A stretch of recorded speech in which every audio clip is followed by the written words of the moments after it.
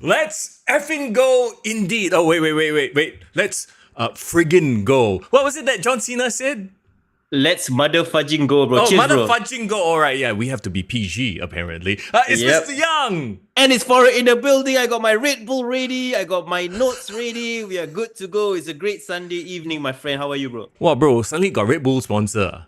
Does it? Oh, no, this one doesn't give you wings. It's the European version then gives you wings. This is the Thai version, right? This one just give me Thai disco vibes only.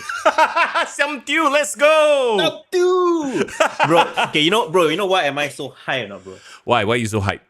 I mean, okay, first of all, it's a good Sunday, finally Yes. get to rest, crazy week. But secondly of all, bro, I was just doing some house cleaning, right? I decided, okay, I'm just gonna put some random wrestling on for no complete reason. Okay. I just went on the first thing on my YouTube recommendation and I got recommended Triblia's most recent Triple Mania event that just happened a few days back. Right. The one that were kind of, advertising during Worlds Collide on WWE programming. How was it? Did you enjoy it? So Worlds Collide, I didn't realize was like actually a setup for their WrestleMania. Yes. Which is their Triplia. So, bro, you know how I know when shit is getting wild? How? The first opening, they will have like the TKO style, like all the wrestlers coming into the arena, right? Yeah.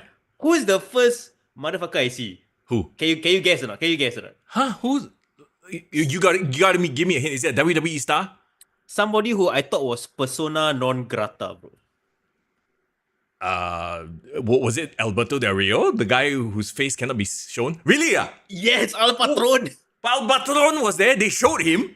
Bro, not only did they show him, he was gonna be the main event against freaking Vikingo. Vikingo. So I'm thinking to my head, wait. So my brain like trying to brain.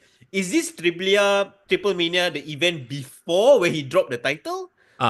So now I'm confused. So clearly I got no context, right? So I'm just thinking to myself, maybe they actually replay, like upload the full stream of the previous show before Worlds Collide. So now I'm very confused. Wait, did you watch the main event? Did Vikingo win or lose? I couldn't get there because we're doing the podcast now. Oh, okay. But I saw JBL come on the show. Okay. It was the one where JBL cut the promo about the wall. I think you probably saw on social media. Oh, yeah, I saw. Okay, that is kind of hilarious actually to have JBL at knowing his character, not him, his character's history and everything. Look, before we dive any further, we all gotta acknowledge, fingers up, the folks in chat. What's up, Div? Good to see you. Irvin, Fazli, Alfred, Zayden. I want to say hello to everybody. Thanks for joining us on this. Now, our Sunday night main event tradition. And also, Foreign, I said this just now off the stream, before we started, and it's been echoed in the chat as well. We want lotion. We want lotion. Bro, are you sure? I'm checking the chat. Did they say that? Go people say, bro, the lotion needs to make a return like an entrant, like a surprise entrant in the Royal Rumble, my friend. One of these days, the hand lotion must return. Guys, stop it, guys. Halal. I just finished prayers as well. Hand lotion only what? When you have rough skin, you need hand lotion. There's nothing wrong with that. I see. Not sunscreen, because if you can tell, my face is a bit glowing, so I thought it's like you guys were complimenting my new just did facial, kind of vibe. But not that kind of facial, different kind of, bro, guys. Come on. Okay. Here. Oh, by the way, Div says Red Bull on a Sunday night. Wow. Yeah. I mean, don't question my logic, bro. But it's wild. Is what her exact words is wild. So it's good wild. on you. So cheers, bro. Hopefully you can sleep tonight, Before we do anything, and we have so many things to get to, by the way, this past weekend, NWE had their showcase, Grapplemax's NWE. I'm excited to hear your thoughts. I'm sure you have thoughts, bro. Like a drunk cowboy, you have thoughts. Bro, I got deep thoughts. You never know, bro. This thing might make me talk Spanish for no reason, like Hangman Page, bro. Fazli says, Red Bull and lotions, foreign starter pack. Love it. Okay, you know what? I think maybe probably need to like bring the energy a bit down. Maybe I might be getting a bit too over myself. But again, yes, you're right. NWE was a great weekend. I think it was nice to kind of go back and catch some local wrestling. We missed the previous SPW show. Yes. Mayhem. Even though I hope you guys enjoyed our little watch along that we did last week. We got some direct reviews from Butcherman himself, and we even had Dharma commenting on the chat, talking about like liking the format. So if you guys enjoy that and want us to do a bit more of those local wrestling watch-alongs, let us know. Absolutely. Grapplemax or SPW as well. You can always reach out to us on Discord, on Instagram. Y'all know what to do. Slide into our DMs. Also, we will be touching on, I know you were very excited. That was the first thing I asked you, bro, what are we going to talk about this weekend? That was the first thing you said. Forget about the preview for Night of Champions. Heck, I even forgot the name. I thought it was Crown Jewels, yeah. Because Crown Jewel is coming up as well. It's in Perth, right? Yes, but it's an Australian show this time around, yeah. Which is very weird because I got super confused. You know, one of my colleagues, JK, he actually messaged me. He was like, I'm going to Crown Jewel. I'm like, you going to Saudi Arabia? What the... Like, he's the last person in my life that would ever go to, like, Saudi Arabia. He would... You know, he's not that guy, right? Yep. Then he was, like, talking about how expensive the tickets were. I'm like, why is this fella talking about Saudi Arabia? And then, finally... I was like, bro, you going Saudi? He's like, no lah, I'm going Perth. I was like, oh yeah, that's right, it's Perth. Crown Jewel in Perth just sounds weird to me. Yeah, there's no logic. Like, there's no even like royal theme or link to Australia. Yeah. Like, you know what I mean? There's no royalty there. Fuck, you should have done Crown Jewel in UK. That makes more sense. You know what it is? I think they're trying to remove the stigma of the name. Oh, Crown Jewel is a Saudi thing. No, it's one of their pay-per-views that can be anywhere, like a Bad Blood, like a Backlash, like a whatever. Do you think WWE have backed themselves into a corner by doing a King of the Ring for Night of Champions and then having a similar style tournament to crown their Crown Jewel champion? Remember? Yes, oh my god. Yeah. So confusing, bro. So confusing. A little bit. But they are in this position where when you get, and we talked about this, when you get too comfortable, sometimes things like, that's when other companies can come in and try to take the attention. Unfortunately, AEW is in a world of its own. So I don't think they have to worry there. Well, I have some thoughts about AEW because again, for the second week in a row, I'm watching their shows. Wow. Because it's they have their Grand Slam Mexico show this week. Oh yeah. The only thing I saw out of that was that shot of MJF crotching somebody. You know, he thrust his hips into, I think it was Sin Cara. I mean, yes, former Sin Cara, Mystico. Right? Yeah. The thrusting his hip into his face, and that's about it. That's all I know. Well, we can talk about it later on, but all I know is I've been listening to a lot of Mexican music recently because of that show. That's all I can say. Random, but okay. Like 2025 hip hop lah, like Mexican rap lah, not mariachi music, right? No, you're talking traditional lah. Well, not exactly traditional, but if you saw what I shared on the Discord, shout out to our Discord people who are there. Apparently, this Sin Cara or Mystico, which of course apparently is like a beloved figure in CMLL, not in WWE, but he has a theme song that's apparently like so popular. It's like Bryan Danielson Final Countdown levels of popular. That the moment his music comes out, the entire crowd started serenading him with this music, bro. Wow. So, okay, I'm just gonna say it very, very quickly because it's a very throwaway fact lah. But Sin Cara is okay. You know how Lucha Libre, they really idolize their Mexican wrestlers to the point that they make comic books about them, they make movies about them. So this Sin Cara or Mystico was so popular in the 2000s before he got signed by WWE and they botched his career lah. He was so beloved that there was actually a very popular like contemporary band that make a music video about Sin Cara or Mystico and had Mystico appear in the music video and make a storyline of like he was a storyline fictional version of himself in the music video, and there was a whole thing where he was like performing and then he had this lover who supported him, blah blah blah. Basically, it's like if you think about it, like you know, Crazy by Aerosmith, that music video where he had Liv Tyler. Yeah. Similar vibe but Mexican version, but and it features a wrestler. Okay. It's like Ric Flair being in that rap video that one time. Yeah, same vibes. But the thing is right that song was like a pop song. Like it was literally like famous in Mexico. Like it was like a top 10 hit, like number one hit. Yeah, a radio hit lah, basically. Okay, yeah. That's cool. That's very cool. So essentially he became like a mainstream star. Lah. Wait, so you're telling me that because of that song you've like gone down a rabbit hole of Mexican music? No, because of that song I started listening to this song and I heard it was pretty dope. It was actually like what I would call a Mexican telenovela theme song. Wait. When you say I've been listening to Mexican music, I assume you've been listening to a whole playlist, not one song. Bro, listening to one song doesn't constitute listening to Mexican music. But what if, right? The song was so good. I was listening to the original version.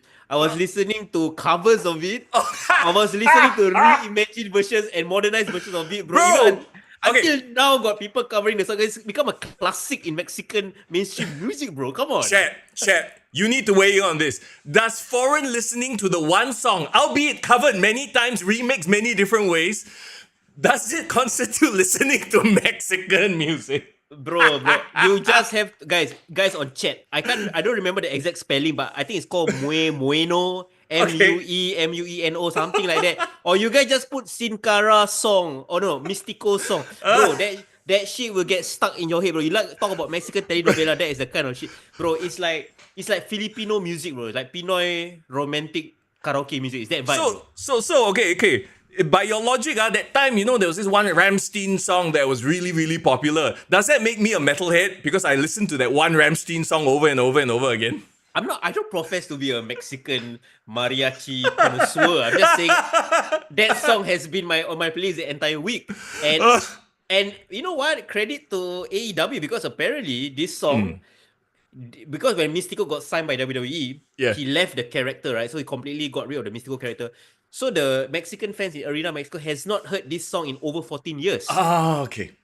But the funny thing is, Tony Khan being the mark, like knows all this hipster shit, right? Decided to surprise the fans by bringing back that theme song for one night only. So it's like a final countdown vibe. Yeah. Okay. So that's why the crowd went wild. That's all. That's the vibe they're trying to put. Irvin says, bro, you listen to one song, bro. You just obsessed with that one song. Thank you. Div says that is an earworm, bro.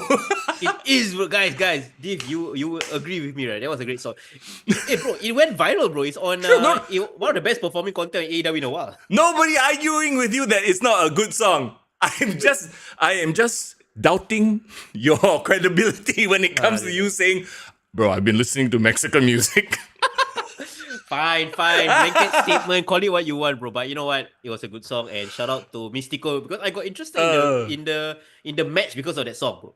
Like, it got me hyped for that match. Bro, now I want to listen to that song. And now I hype for that song, and then maybe I'll listen to the remixes, and then I can say I listen to Mexican music too. Yes, for sure. Go for it, bro.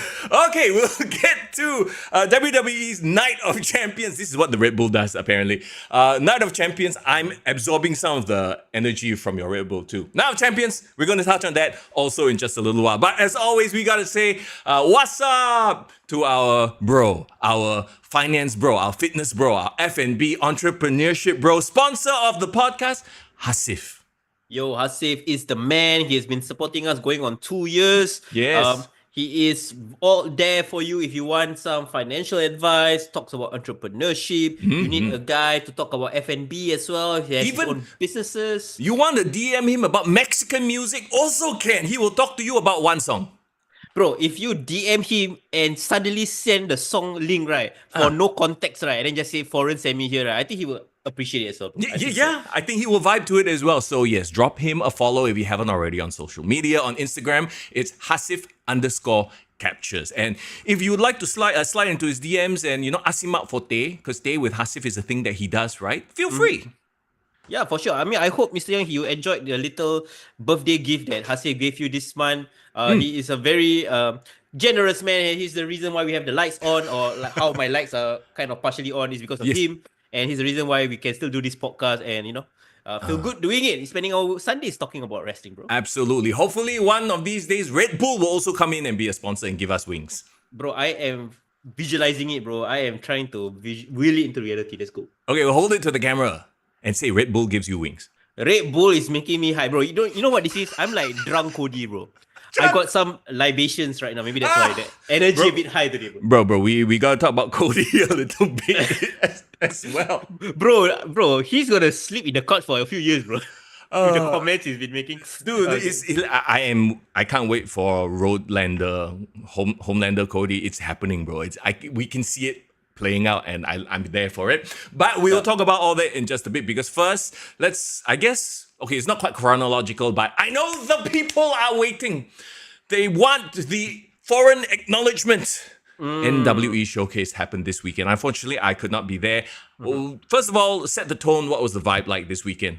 Oh, guys, I mean, if you've never been to an NWE Showcase, I tell you, bro, it's giving me NXT vibes, bro. Like, we've seen Grapplemax grow, from the first time we kind of went to their shows, how their grade 1, grade 2, grade 3 matches were like. And we always felt like, this was a great showcase for the kids, the people who are training to be wrestlers, but it might be a bit of like a step too far for them to be featured on big shows with storylines and other, Yes. like full-fledged wrestlers as well. So I thought, this was a great way, that Greg and the team did in terms of giving a platform where it's really more focused on developing the talents with the new wave evolution. And I would say while the spotlight is that there's less pressure in that sense because everyone comes into the show, watching the show with like no expectations or like, you're there to support all these new wrestlers. But it gives us this pretty interesting vibe because a lot of the wrestlers that come in, they're doing their graduation matches for the first time. Right. And maybe they have like only a few matches in their arsenal as of the time that they are performing. Because of that, usually they will have their friends, they will have people that coming to support them their first debut match. Remember, you were there for my debut match, Mr. Young. Yes. Right. So that brings a different energy, new audience, new people to the shows, right? So that in itself creates a different vibe. So if you guys, always go to Grapplemax and catch their main shows, you don't really expect, NWE to be of a similar kind of vibe. Yep. In fact, you get something completely different and it's still enjoyable as well. And one thing I noticed about this show is it's actually the most crowded I've seen an NWE show. So I've only seen. So like I went for the previous one where the twins Armani and Alani debuted, right? It has grown a bit even more. So like it's developing its own audience. So that's a great shout out for them as well. And another thing that I noticed overall about the night, they are starting to drip feed main event storylines, weaving it into the show. So for example, if like a senior wrestler is like facing off against like a Grapplemax graduate, while their match is happening, things happen before, in between, or after the match that drive storylines further to build hype for the next big event. So there's stakes involved. So for example, like if I miss a showcase event, I wouldn't know things that have happened that would have drive the current storyline. So there's some things that actually are very pivotal in the build to wrestling festivals. So that's pretty cool. It's very reminiscent of your main event, Raw, Smackdown people going to NXT, chilling out for a little bit. Maybe, have a bit of interaction, but also their storyline like passes through. I love it. I love that Grapplemax is doing that, Yeah, and yes, for sure. to your point, it gives people an extra like, oh, I came here to support the kids, but hey, Dave is here, or hey, so-and-so is here continuing their storyline. So now I'm invested. I want to see how this plays out. I buy a ticket for the next Grapplemax event, right? Yeah, for sure. So, I implore you guys, Young and those people in the chat who've never watched an NWE show to give it a chance. Have no expectations, but then, you might actually come out of it like, wow, okay, the future is bright for sure. And I would definitely say overall, the future for Grapplemax specifically is pretty bright. We have some really good undiscovered gems, or maybe you've seen them. But I definitely know who's going to be the next big star in Grapplemax just from watching this Showcase 3. And we'll talk about that as well. Okay, Zayden says, made Div cry. Div says, yeah. What made you cry? What happened? Why? Was there a big happen? Okay, we'll get there. We'll get there. Yeah. Shout out to Div as well. For those of you who do not know, we are still doing our Singapore Wrestler Top 20 ratings as well. It's a bit on and off this time around because of our schedules. But shout out to Div. She was there yesterday and she took some notes, gave me some reviews, and added some ratings as well. So she really helped me out with the first match because I wasn't able to catch the first match a bit late yesterday. So I felt that it's my duty to still report on that first match that happened. So shout out to Div. And we will talk about that crying moment in a bit as well. Okay, I'm taking a look at the card right now. If you're watching the video version of this, bam, it's right there on your screen. Okay, so again, I will go through them one by one. Is the first match the graduation tag team match, the one that kicked off the night? Yes, correct. Okay. Between Showtime Inc. and the debutants, which is Nish and Maximilian, right? Okay. Yeah, so again, I have never seen Maximilian perform. I have never seen Nish perform. I mean, I've chatted with Nish before, and I know he was a trainee. Something very interesting about Nish. I found out that he is very involved in not only the Surya acting scene. Oh, is he? So apparently he does a bit of acting and production stuff, but apparently he also does his own hosting, and he does some emceeing for PAP. Interesting. What man's got a lot of hats. I like it. Man's wearing a lot of hats, and one of his hats is becoming a graduate for Grapplemax. So that's really cool. I didn't manage to find out a bit more about Maximilian. So forgive me, Maximilian, if you're listening to this podcast. I would love to know more about you. Probably say hi to me on the next show. But yeah, so these two are making their debuts, as you can tell. Physically, we got one guy who's all strength and one guy who's all quickness and passion, right? So that's the vibe I'm getting, and they're facing off against a very formidable first time opponents in like Showtime Inc. Like, what a way to have your first debut match, bro, against Showtime Inc. Come on, bro. Yeah, and the returning Val as well, the returning Showtime. Yeah, correct. So, of course, I wasn't there personally to kind of review the match, but I'm going to read off the review that Div gave. So, to give some context. Okay, so according to her, it was a very fiery debut for the new NWE talent.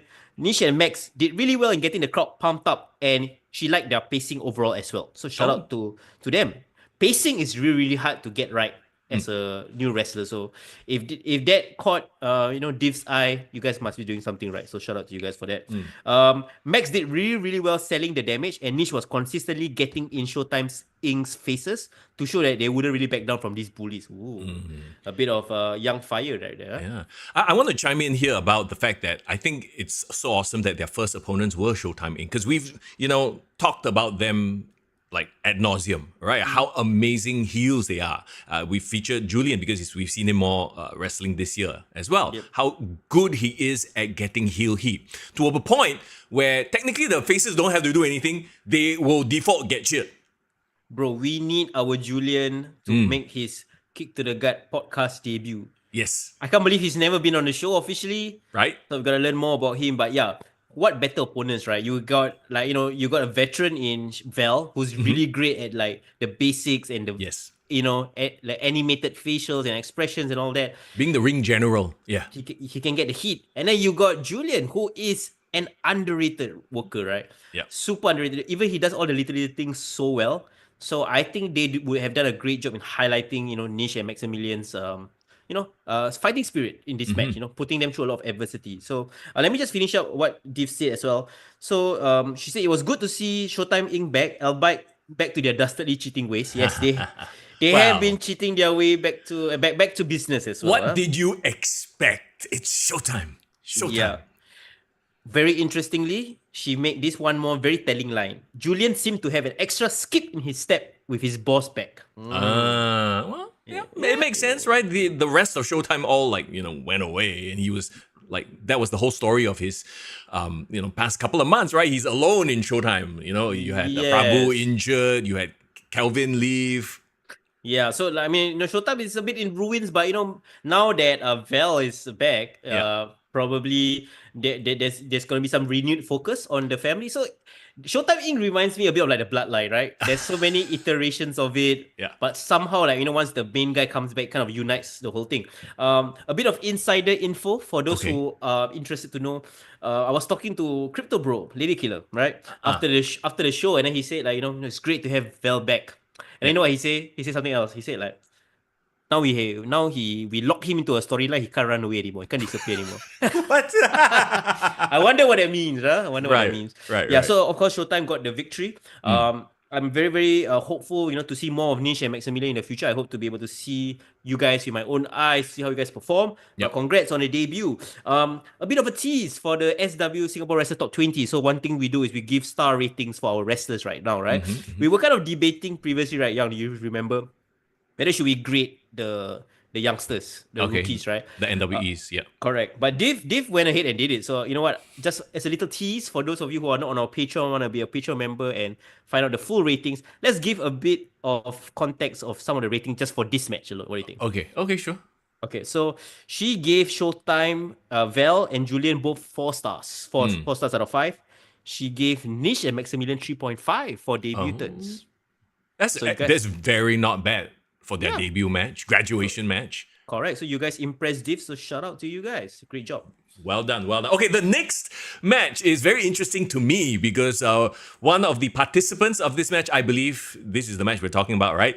I have history with, goes way back to when I first broke into the media industry. Was this the match? Were you there for this match with... Not yet. Not yet. This wasn't the match. That's the third match. Okay, you'll talk about that after. So what was the second match then? The second match was Ban Sachak versus Justin. Okay. Again, we've not seen Justin in action. I think he have wrestled a couple of times. But I haven't really paid attention to him and what he's all about. Yep. So very interesting use of Ban Sachak as well, right? Because Ban Sachak technically is now the number one contender for the Grapplemax heavyweight title. Correct. Right?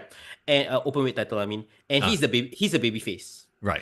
So you're fighting against Justin, who of course is like a rookie. So it's like a baby face mentor kind of veteran.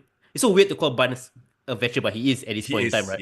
Yeah. Somebody like him versus Justin. So it's almost as if like the crowd was kind of, I would say it's a Japanese crowd. You know what I mean? Okay. Like the crowd is like respectfully watching the match, but not necessarily reacting or like cheering or like booing, people. Like they are just observing the match. Watching it play out as it were. Okay. Correct. So a couple of things I said, beautiful arm drag counter reminded me of Eddie Guerrero from Justin. So that's one of the things I realized. He did a lot of great counters. The arm drag. He used a lot of his limbs as strikes. Almost to the point, in my head, I was thinking to myself, wow, is this guy like got Muay Thai background or something? Remember how we were talking about how Ban is like the Muay Thai guy, but he's not? Yeah. But it's actually in terms of employing the limbs and strikes, it was Justin doing it. So I put this note where I said he kind of reminds me of Bryan Danielson with his moveset. Okay.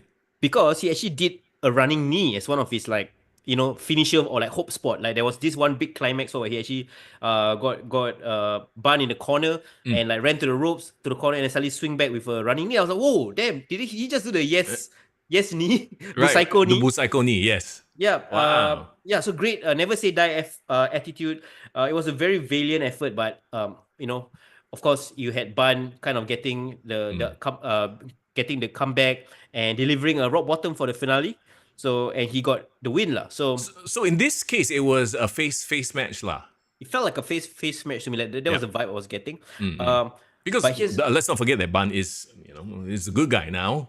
He's come out of that whole thing with Dave. He's the good guy. He's been made with his previous match with Dave, right? The chess match at Fight Club. So he's technically gunning for the world title. So speaking of things that made Dave cry. Oh, okay. Wait. Let's talk about Ban won here, obviously, right? Yes, correct. So Ban won. Okay. Ban was celebrating. Oh. I was looking at my phone to write notes. And I look up just in time, bro. It was a flash, bro. It was out of nowhere, bro. Okay.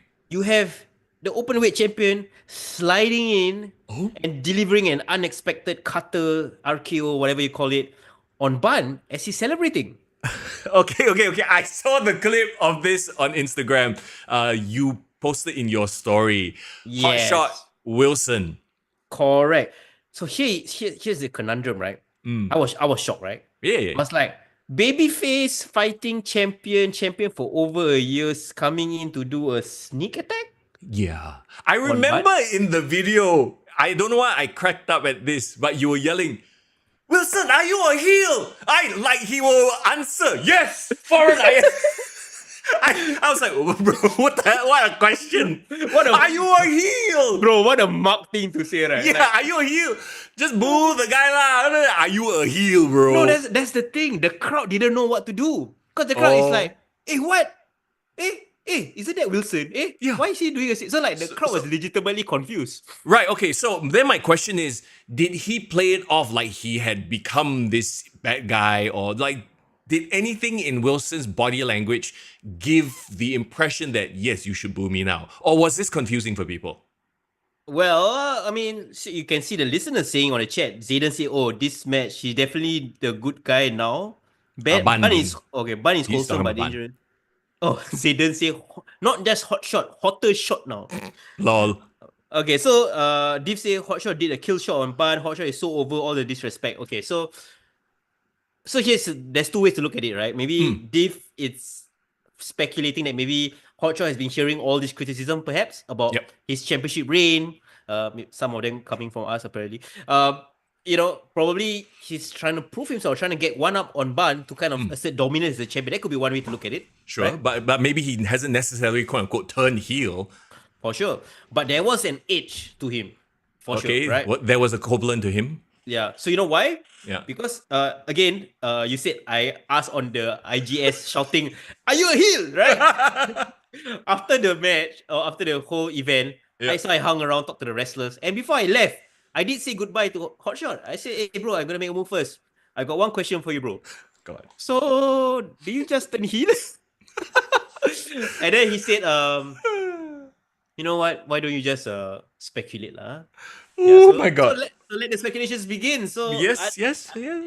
So I'm very curious. But Div cried because of this, I guess. Oh my God. Well, because Div, I believe Wilson is one of her favorite wrestlers out there, and then now he's this, Well, we cannot confirm whether he is in fact a heel. Our intrepid journalist, bro. That's what you are, a journalist, bro. Excuse me, sir. Did you do it? Are you a heel? That's what you. Excuse me, like when people are walking out of the courts and then you have journalists yelling stupid questions. Remember that time when one of the mothership reporters tried to interview Iswaran when he came out of the court, and then she tripped over herself, and Iswaran had to help her out. You should have tripped, bro. Then then Wilson, if he pick you up, that means he's still face. But if he laugh at you, then confirm plus chop, he's a heel. But can you imagine, right? While all that was happening, the crowd was stunned and booing. Then suddenly I stood up from the front row and pulled out a random mic and then stick it in the ring. Are you a heel? Are you a heel, bro?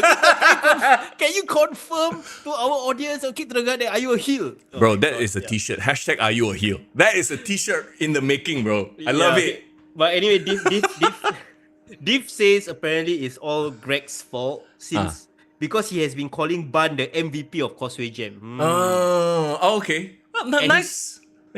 He's calling Bun. He's not calling his own faction member the MVP. I like that as justification. I like that, from a storyline perspective, there is a reason, and it's not just he's turning heel because it's time, Yeah. So then again, this is what I mean. Even though it's a NWE Showcase, there's main storyline stakes, main show roster stakes that is playing out. Because if we didn't go to NWE Showcase, we were just wrestling festival, we were like, hey, why suddenly the crowd a bit mixed on Hotshot? Yeah. And I love that it created social media moments as well. I implore the Grapplemax NWE social media team to reach out to Foreign to get that clip of him asking the question that everyone wants to know the answer to. Our intrepid journalist over here. You must post that as an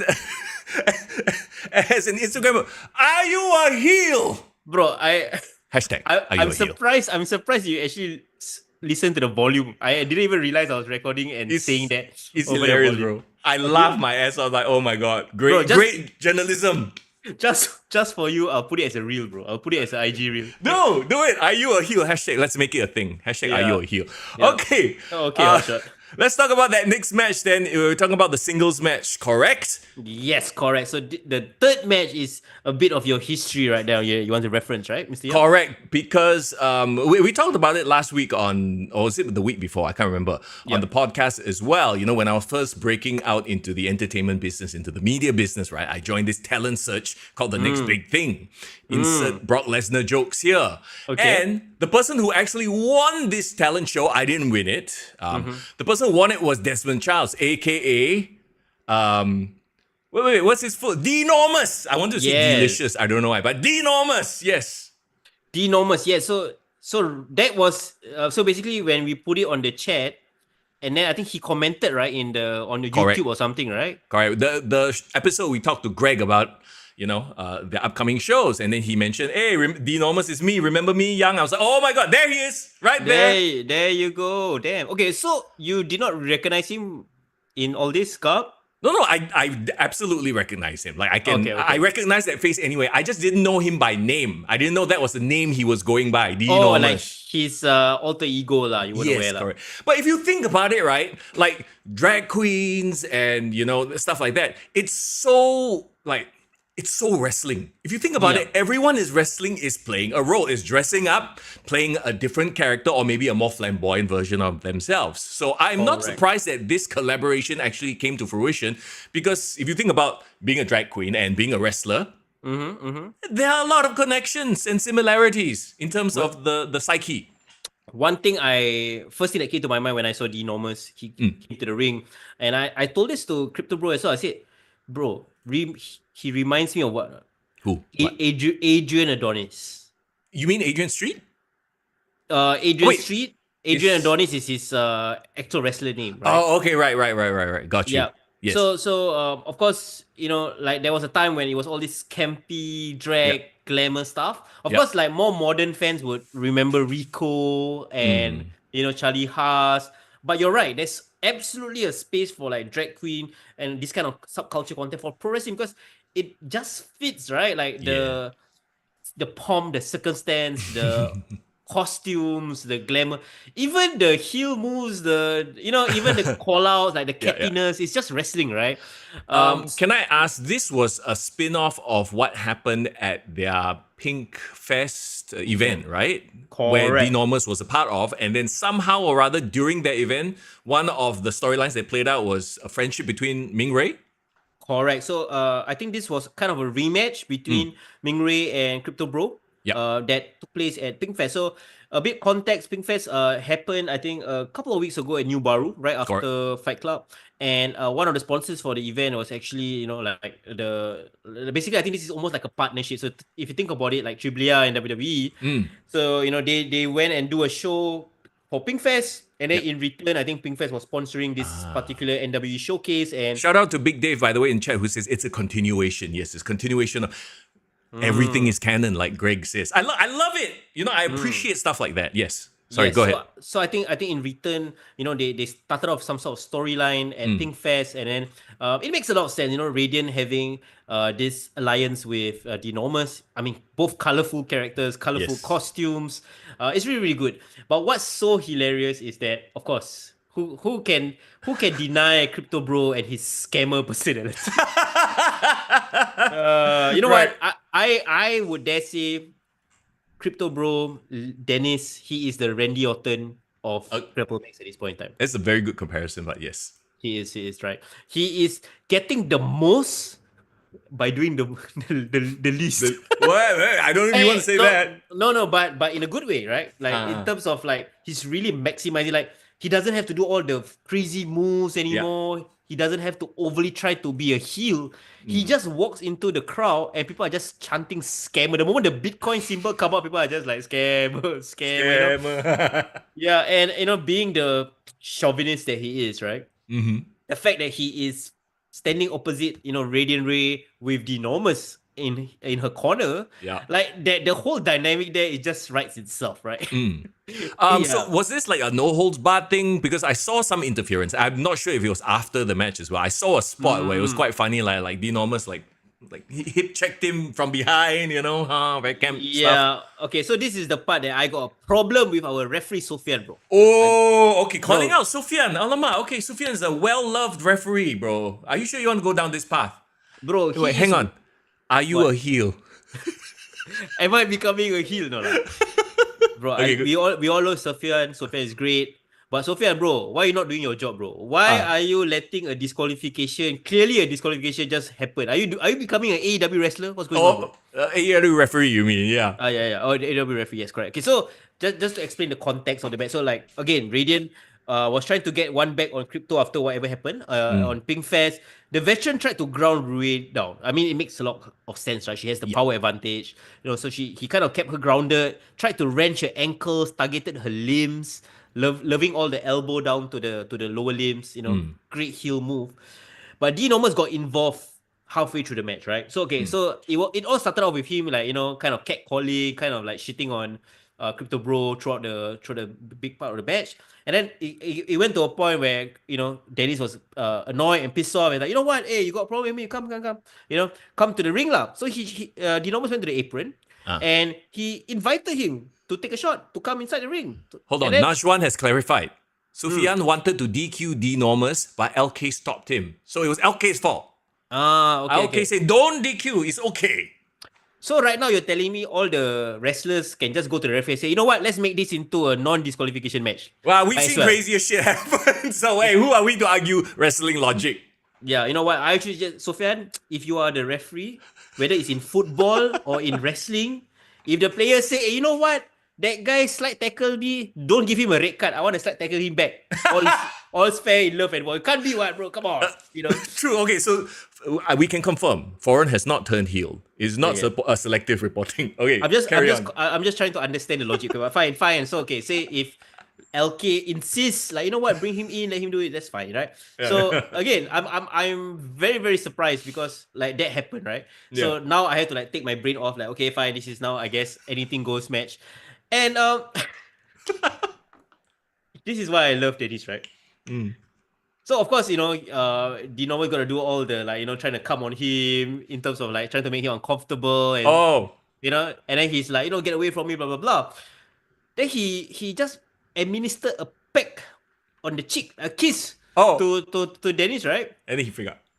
Bro sold it like he Shawn Michaels 2005 against Hulk Hogan, bro. He was bro sold the kiss and he took a flat bump and then started flipping around like a fish, bro. What the hell is going on? I hope there's a video of this. I would very much like to see it. There should be. So I was like, okay, guys. I mean, this is hilarious. So at this point, I was laughing my ass off. And then, of course, there was, if you saw the video that I posted on IGS, right? The match ended with an incredibly visually interesting double team move. Bro, did you just almost say incredible? It's like Triple A, incredible. Because you were listening to much Mexican music, bro. Bro, too much Mexican, bro. Bro, are you a heel, bro? Are you a Mexican, bro? Foreign Hilton. Sorry, guys. I'm just seeing the chat right now. You guys are calling me a heel, bro. Are you a heel? Bro, we have... It's the libations, bro. We have two memes from today. Are you a heel and Mexican music? Okay, guys. Let me know. Let's do a poll. Do you guys want more foreign with Red Bull to do shows? I think it helps with the entertainment value. I love it. I want foreign with more Red Bull. Oh dear God. Okay. So let me just put a bow on this. So there was a very incredibly visually aesthetic tag team finisher. I don't know how to explain it, but essentially Denormous boink from the back. Dennis. I can't remember from the front or from the back, but it's definitely was a boinking movement going on, which was a beautiful setup for Radiant Red to deliver her finisher. So that was like a pretty cool setup. So let me see. Yeah, so it was a great double team. I believe it was a spine buster. I'm so sorry, Radiant, if I got it wrong. Yes, I saw the clip. It was Denormous bumping LK from behind. LK stumbles forward into the spine buster. Yeah, so I mean, that was a great tag team move, right?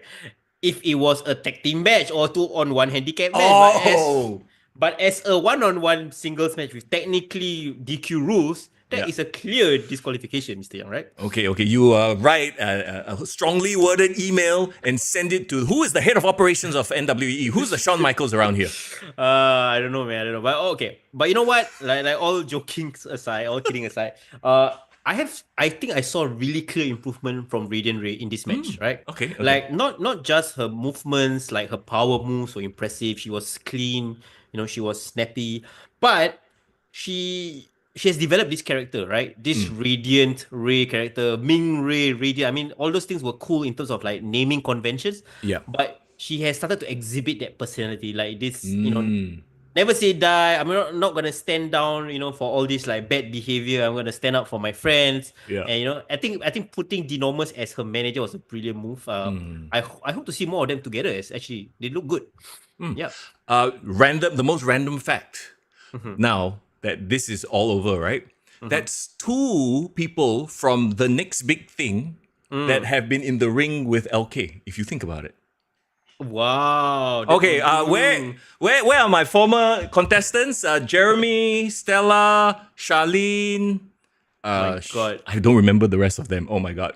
Mr. Young, I tell you, there are people in this chat who weren't even born when the next big thing happened. I'm pretty sure. Actually, I have footage of the final somewhere. Okay? Holy shit, you gotta show it, bro. Maybe if we hit X amount of Patrons, I will put the footage there. But hear me out, bro. Okay. There's a moment I was on stage in pleather pants and a blue sweater. Like fake leather, right? Like PVC leather, shiny as F. Think Test. Remember Test's pants last time? Okay. Blue sweater. This is what media called go and dress me like that one. Blue sweater, shaking my butt to Ricky Martin's Livin' La Vida Loca. Where is this footage and why is this not online, bro? Mister, what's going on? It's not on YouTube because back then there was no YouTube, but I have it somewhere. Okay, I ripped it off a VHS tape because my dad and mom recorded it because their dear boy is on TV, bro.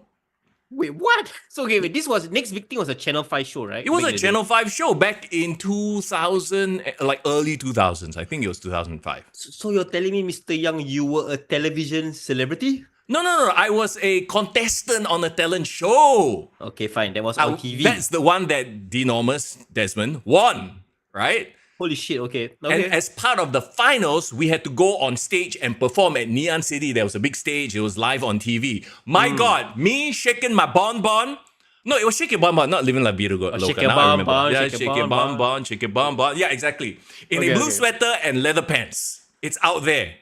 It's out there. And maybe one day I'll rip that video onto my phone. Wait. So what was the talent they were trying to showcase then?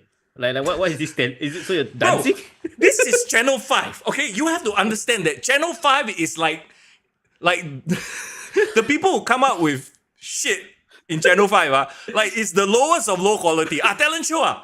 Okay, go on stage and dance to some Kylie Minogue spinning around. That's their mentality. Channel 5, that's why nobody watches that shit, bro. Breaking news. Former talent search contestant is shitting on MediaCorp. I would not be the first, okay? And it wasn't even a big star, at least the Channel 8 Star Search one. Yeah, it's a big deal, yeah. Yeah, that one's a big deal, right? The Channel 5 one, wow. Yeah, really. So, woo. Bro, this is a deep cut, bro. I'm sorry it doesn't come to mind because 2001, you say 2001, right? Yeah, or 2 or 3, I can't remember already. I was probably I was 8 years old watching Teletubbies, bro. So I got no contact. I'm sorry, Mr. Young. Okay, I have Lime magazine somewhere with that actual. Oh damn, Lime! Do you remember Lime magazine? I love Lime. Lime was my jam back in the day, man. Bro, if I have the issues where we were featured. Holy shit, good for you. Yeah, bro. My jam was going to the mama shop, buying new paper and Lime magazine, bro. Bro, I remember the issue was with Backstreet Boys on the cover, and then I'm inside. Shows your age. Okay. Deep cut. Bro, Irvin remembers that shit. You see, Irvin's lie, man. Y'all remember that shit. Bro, kick to the gut. Watch for the wrestling, stay for the deep cuts. Yes. Diveralty also remembers. Holy shit. Okay, Ken. I will find it one of these days. I'll show you all. Okay, but yes, back to this. So, Mr. Young, are we ever gonna do a photo op between you and Denormous, like Triple H style? I would love to. Okay, Ken. So shout out Denormous, somebody who is in contact with Denormous, clip this part, send it to them, and tell that Mr. Young wants to have a good catch up. Bro, I have stories hanging out with that group. Unfortunately, you go through things with people the whole competition, talent search thing, right? I don't know how many of you have been in a talent contest like this before, but you form a certain bond. But once it's over, it's like y'all just lead your own lives and disappear. Yeah, I get it. That's why seeing Desmond suddenly brings back all these memories. I'm like, oh my God, I remember a time when I was fresh-faced and not jaded at all. Yeah. Not to say that I'm jaded now, but you know what I'm saying. It was a moment in time. It was an era. It was like Triple H and Undertaker, end of an era, Yeah. I just really, really remember that going out with the group, right? It's 3 guys and 4 girls. 3 guys, 4 girls? Or 3 guys and 5 girls, right? Okay. And I was the only one interested in girls. Got you. So, and clubbing with them was like, really? I'm the odd one out. You watch How I Met Your Mother, right? Yeah. So you're that episode with when Marshall went to the gay bar and he was like so proud that guys were hitting on him after a while. He got annoying after. Yeah. Yes. Yeah. Okay. This is a crazy jika, but shout out to you, bro. Firstly, can you stop it with the comments? Apparently now my starter pack has expanded to lotion, Red Bull, and new paper. What's going on? Why new paper? Wait, why new paper? Yeah. Well, I mean, new paper. Okay, you know why? You know why, bro? Last time, right? If you're a sports fan, right, your favorite thing to watch or read, right, is the newspaper back pages. Yeah, the column they will have what was that guy's name? Is it Neil Humphreys? Neil Humphreys was was one of the famous guy. Ivan Lim. I got a couple I remember. Hey, shout out to Greg who's in the chat right now, by the way. What's up? Yo, Greg. Okay, Greg said, just popping to say hi. Thanks for the coverage. We'll catch up on the recap after my evening appointments. Bro. No worries, no worries. Pull out some Red Bull. You're going to enjoy yourself listening to this review. Okay. There are a lot of diversions and deviations, but yes, new paper, yes, back pages. Yeah, great. It was a great time. I mean, as somebody who loves to read, you know, like I just devoured those pages because, like, you know, they always used to joke that new paper was a bit more of like the scandalous tabloidy lah. Yeah, more tabloid. Yeah. And then, like, you know, the serious stuff is Straits Times. So yeah, I kind of had a thing for like, oh, I need to like really you know, read all the nonsense that happened. Also, the sports and also the movie reviews were really, really good back in the day. Right, there you go. Yeah, so it was good. It was a good time. Yeah. Okay. So anyway, so there was a good review of the match. We talked too much about we went too much of a sidetrack. Let's get back on track, Mr. Yap. Okay, back on track. Here we go. The next match we are looking at the main roster tag team match. Yes, correct. So this is after intermission, we had a tag team match between Heaven and Earth, which consists of Lavin and Simon Sia. Great name, by the way. Get that sponsorship, guys. Go for it. Heaven and Earth, let's go. Bro, can you imagine them holding a can of Heaven and Earth green tea? No, they must. Okay, Simon Sia must do the kung fu pose, like the serious pose, right? And then like. With the you know the Heaven and Earth green tea there. So many sponsorship ideas. Yeah, that we generated, by the way. Remember Royal Albatross last Royal Albatross for Ships Ahoy. Ships Ahoy, yeah. Heaven and Earth needs to get that green tea partnership, guys. Do go for it, guys. Go for it. Oh, Zayden says before the match, Aussie came out. What happened? Why? Yes, correct. Okay, so Aussie came out. I think they announced that, you know, while they are not on the card for NWE, they are actually going to a Taiwanese promotion. Please correct me if I'm wrong. Is it like New Taiwan Entertainment or something like that? I think it's NWE, but that acronym. I can't really remember off the top of my head the full name of promotion. But apparently Taiwan has their own wrestling promotion, and they have a top tag team there. I can't remember the name. I think it was like something Circus or something. Guys, please help me out. Div says they got haunted by the Taiwanese Joker. Correct, because one half of the tag team from that Taiwanese tag team literally just looks like the Joker. It's like a Taiwanese Joker. You got the face paint, the whole smile deal and everything, right? Okay, is it NTW Wrestling? And New Taiwan Wrestling. Yeah. Yeah, so I just pulled up their Instagram page, by the way. Correct. So they are, I think Sean is going there. But of course, YC isn't because of baby daddy duties. But it seems like the Taiwanese tag team is also trying to kind of like get themselves in the tag team picture to potentially, you know, challenge them. So I believe they made that announcement on the showcase that they are coming for the tag team titles at Grapplemax Wrestling Festival. Oh, cool. Okay, so I'm looking at the video right now. There's no audio, but it says Sean and Lucifer versus Moon Circus. So that's a match. So Moon Circus is Moon Circus is champions the tag team, of NTW. They are the NTW side of the title. There you go. They're gonna go for the match. Look at this guy! Look at this guy! He looks scary as F. That's why you call him the Taiwanese Joker. Correct. Yeah. That's one. You're right. He was at the 7th anniversary last year. I remember. Yes. Okay. So Simon's gonna be facing Alex Cool, which is very cool. Yeah, very, very cool. Shout out to Simon. I mean, doing big things, traveling to cover wrestling. I don't know why I got distracted by this Instagram. Bro, are you showing the right content? What's going on, bro? This is NTW, bro. I don't know. Something about it made me click on it. I don't know why. I think the first few seconds explains it. Okay. Yeah. Wait. Are we following NTW on the podcast page? I'm not sure, but I'm looking at their content right now. I don't know what it is about the design of this poster, but it is very much like Chinese drama, imperial drama vibes. You know what? I'm gonna follow that right now. Is it New Taiwan 2? Is that the one? No, bro. I just NTW Wrestling, bro. NTW Wrestling. NTW, and the W is a. Oh, okay. I see.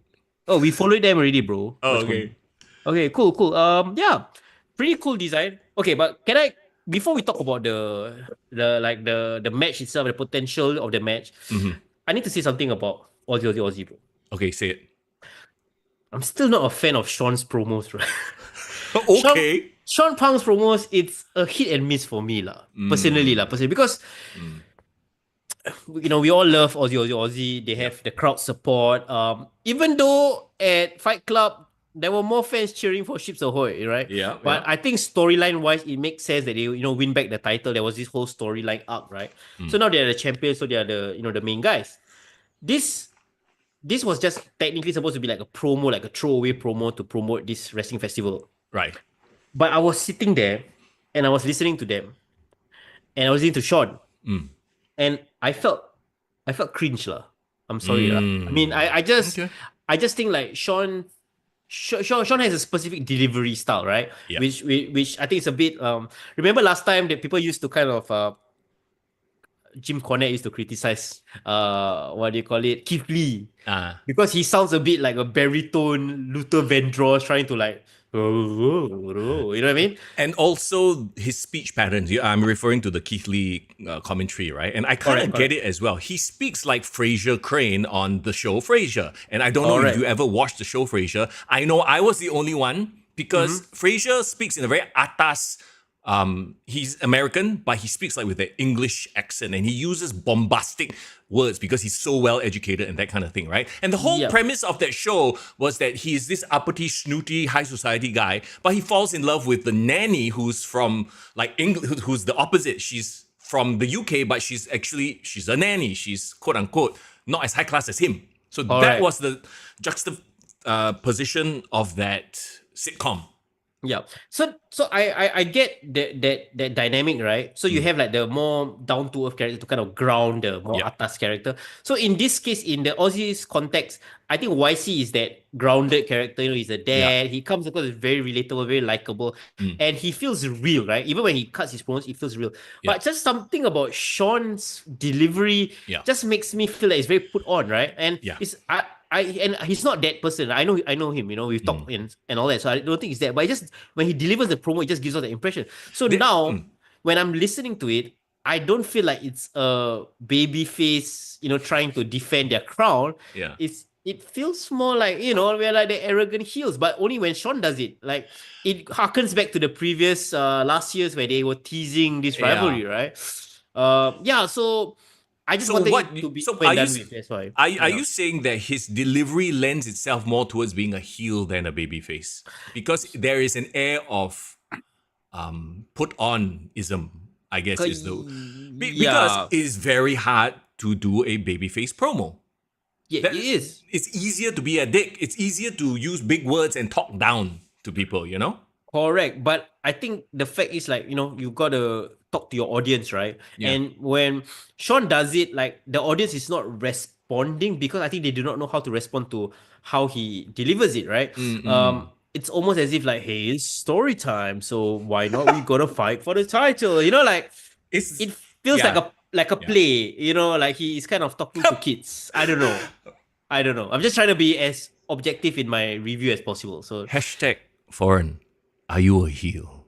You've healed on Sufyan, you've healed on Sean, like a lot of the beloved characters that we all love. Like chat is in stunned silence right now at how harsh you've been.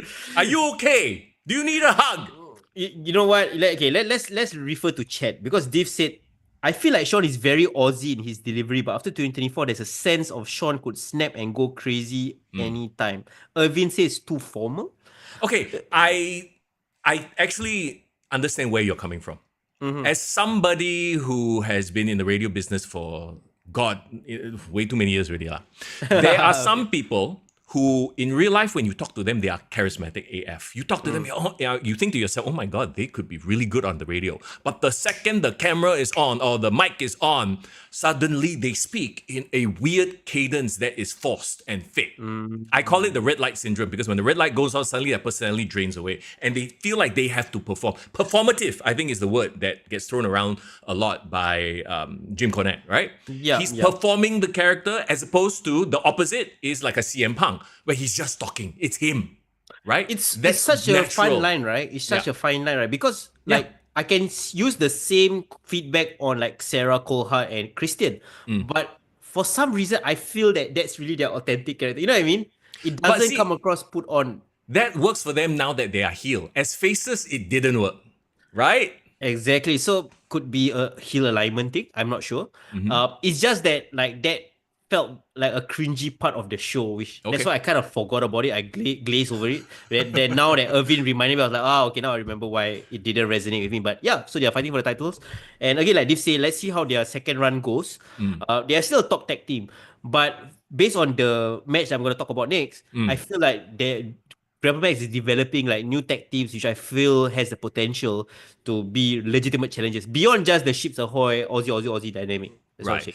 So, okay, you're talking about Heaven and Earth versus Christian and Big Dave. Talk to me about why that was the tag team, or did they address the reason why Dave was here? Yes, correct. So they did address it in the pre-match package.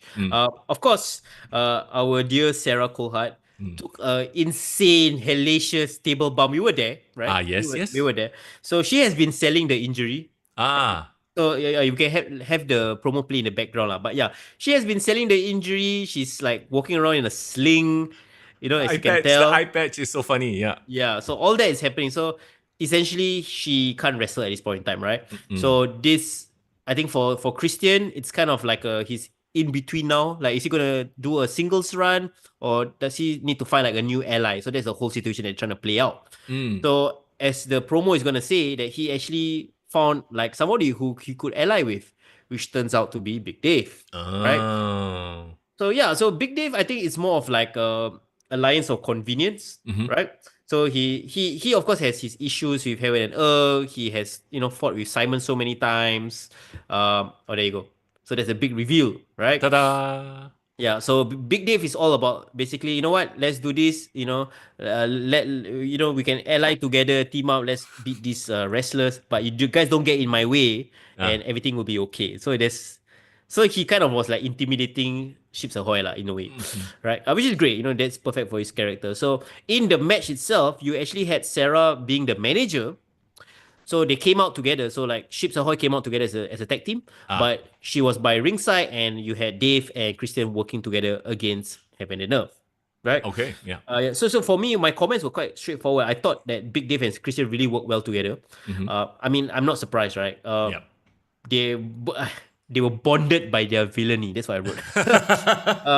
Again, great mat wrestling from Lavin. Shout out to him as always. To start off with Christian, and then when Big Dave entered, Simon was like kind of screaming at Lavin, like, let me be the one to like fight, Big Dave. Okay. So Simon came in. Simon had like, of course, the big man, little man spot, right?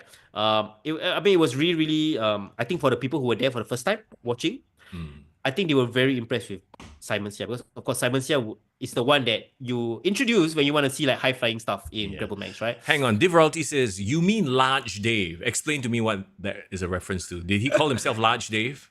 No, it's Christian who called him Large Dave. As he was introducing to Sarah, like, I got a, Large Dave. I got a Large Dave as my ally. So yeah, it was, I love that play. So yeah, again, Simon was like, delivering all these great high flying spots, from Hurricanrana to a dive to the outside, which I caught on camera. Lots of heat on Lavin. So very, very interesting.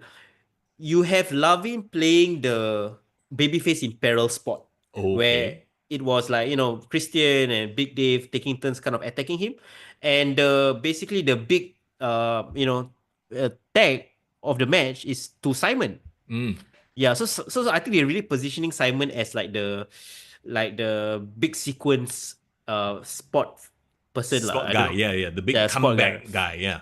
Yeah. So like I think my brain is not working. Like, what is the big tag that you do to hot get tag? Hot tag. It's the Red Bull.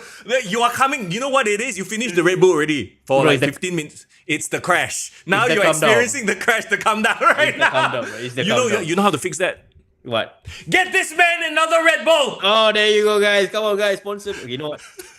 Somebody grab some Red Bull over for him before he crashes out. Guys, you guys don't need to watch American Nightmare podcast, Cody Rhodes podcast. I think our libations here are good enough, bro. Okay. Bro, I'm just like libating water only, huh? Yeah, I think I should take some advice from you. You know what? Let's take 5 later. I'll get a drink. Okay, anyway, let me just finish off my comment here. Okay, so this might be the most unhinged episode of Kick to the Gut. For those who are here, thank you for being here. You caught us on the mood, on the day. All right, go ahead. Sorry. Great one. Yes, please donate. Give me some help here, bro. Okay. Anyway, so so the hot tag led to a really great final sequence.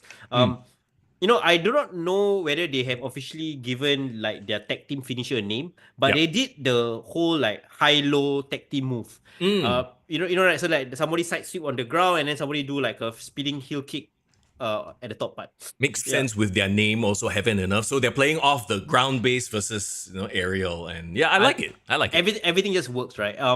I remember an ECW tag team used to do that finisher. It's the one with Perry Saturn and his friend. I can't remember. Landstorm, wasn't it? The total elimination. It was the Eliminators, right? The Eliminators. Yeah, they did that. They did that. So, great choice for a finisher, I must say. And of course, the Swanton Bomb for the finish. Again, I'm actually putting myself in the mindset of all these new first time viewers of Grapplemax watching the NWE Showcase, supporting all the rookie wrestlers, right?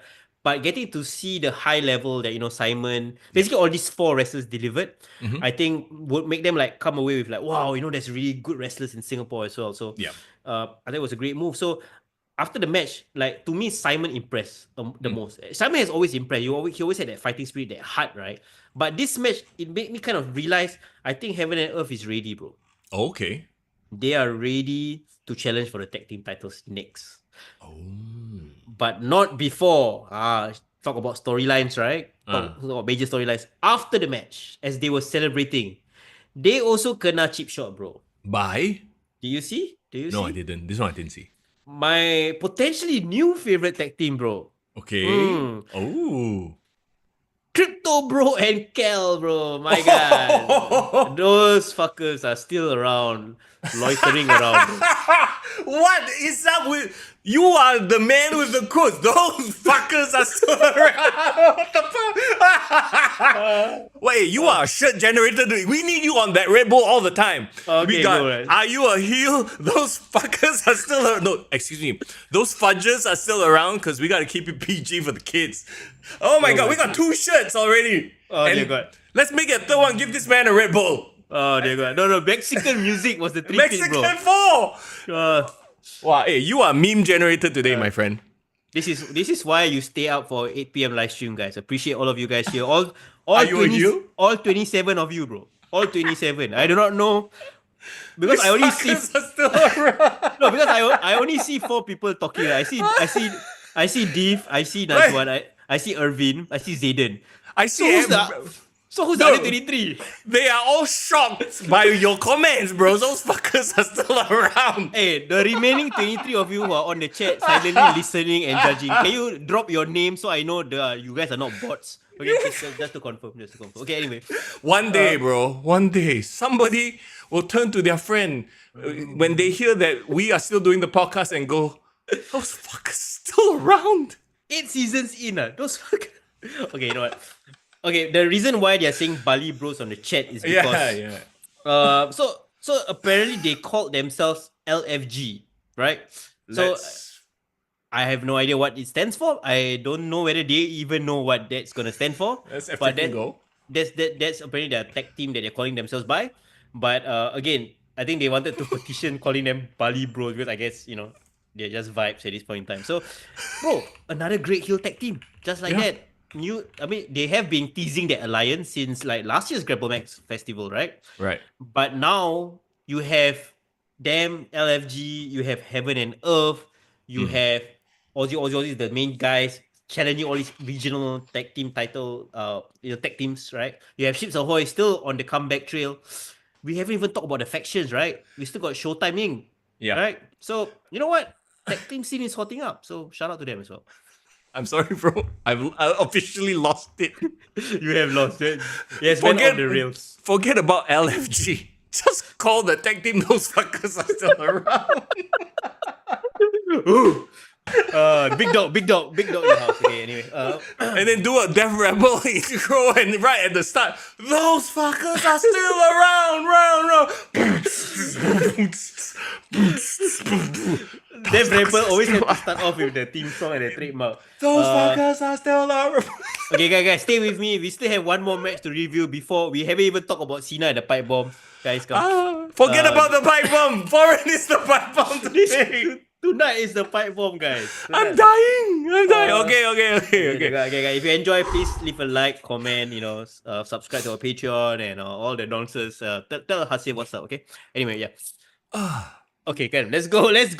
Bro, last one, bro. I feel like I'm the one libating today. Main event. Let's main event. Okay, Devon versus Nathaniel. Yeah, okay. This is the reason why I was there. This is the whole point. This match sold it for me, right? So Nice. I mean, I wasn't sure whether I was going. I had other things to do, but I was like, you know what? They gave me a reason to care about this match because I think they announced right before that. I think Greg had a very beautiful promo. Like it looked so dramatic. Yeah, it looks so. You know the one I'm talking about, right? You go to the Grapplemax page and you go see the one where he announced that at Grapplemax Wrestling Festival they're gonna do a fatal 4-way match for the inaugural Rising Championship. Right. And they're gonna give one of the slots to the winner of this main event match between the two top trainees, the top wrestlers in NWE, which is Devon and Nathaniel. Wow. Okay. Yeah. So that, to me, that sold me on this card. I was like, wow, okay, they're gonna announce like the first contest, like the first participant of this fatal 4-way. It's gonna be a big deal, and they're gonna push one of the young wrestlers to be in that spot. I love it. Yeah. I mean, this signifies to me that they feel like, okay, this person is ready. I don't know who won this match. Actually, no, I do. I saw the results already.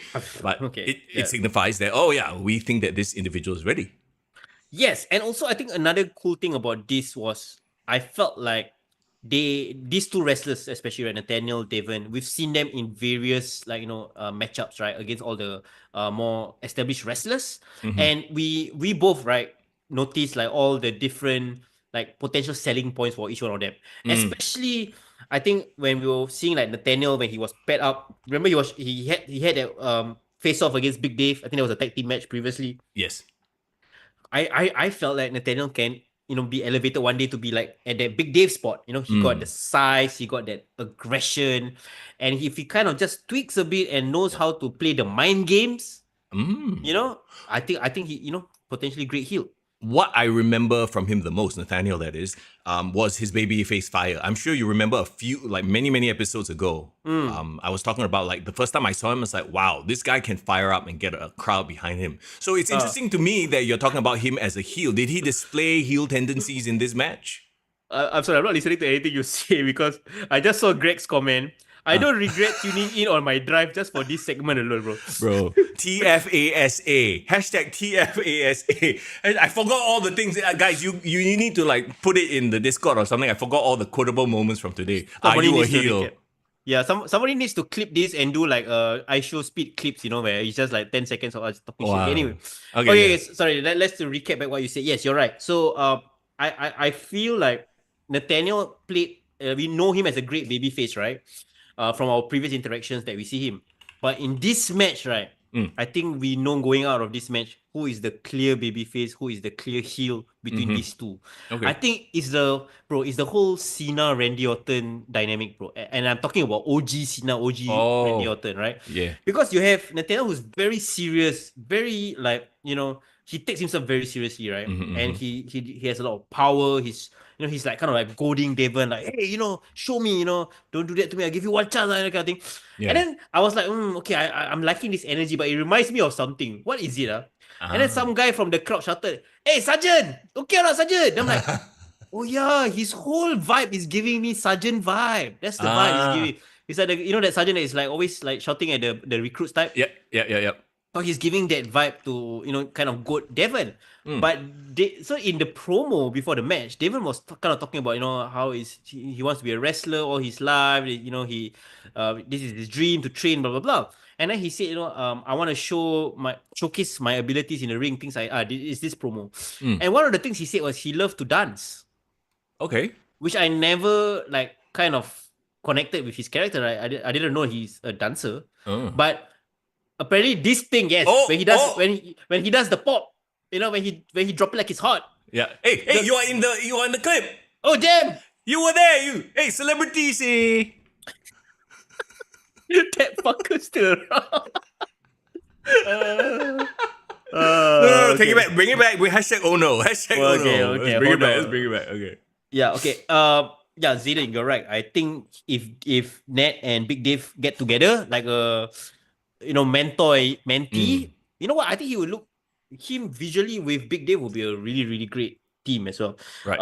But yeah, so so David kind of like shared a bit more about his personality, that he he wants to incorporate all this like dance style, and it's so likable, this David. So just by default, he became the baby face in this match. And you got to understand, this is probably the first time a lot of the people who went there saw David, right?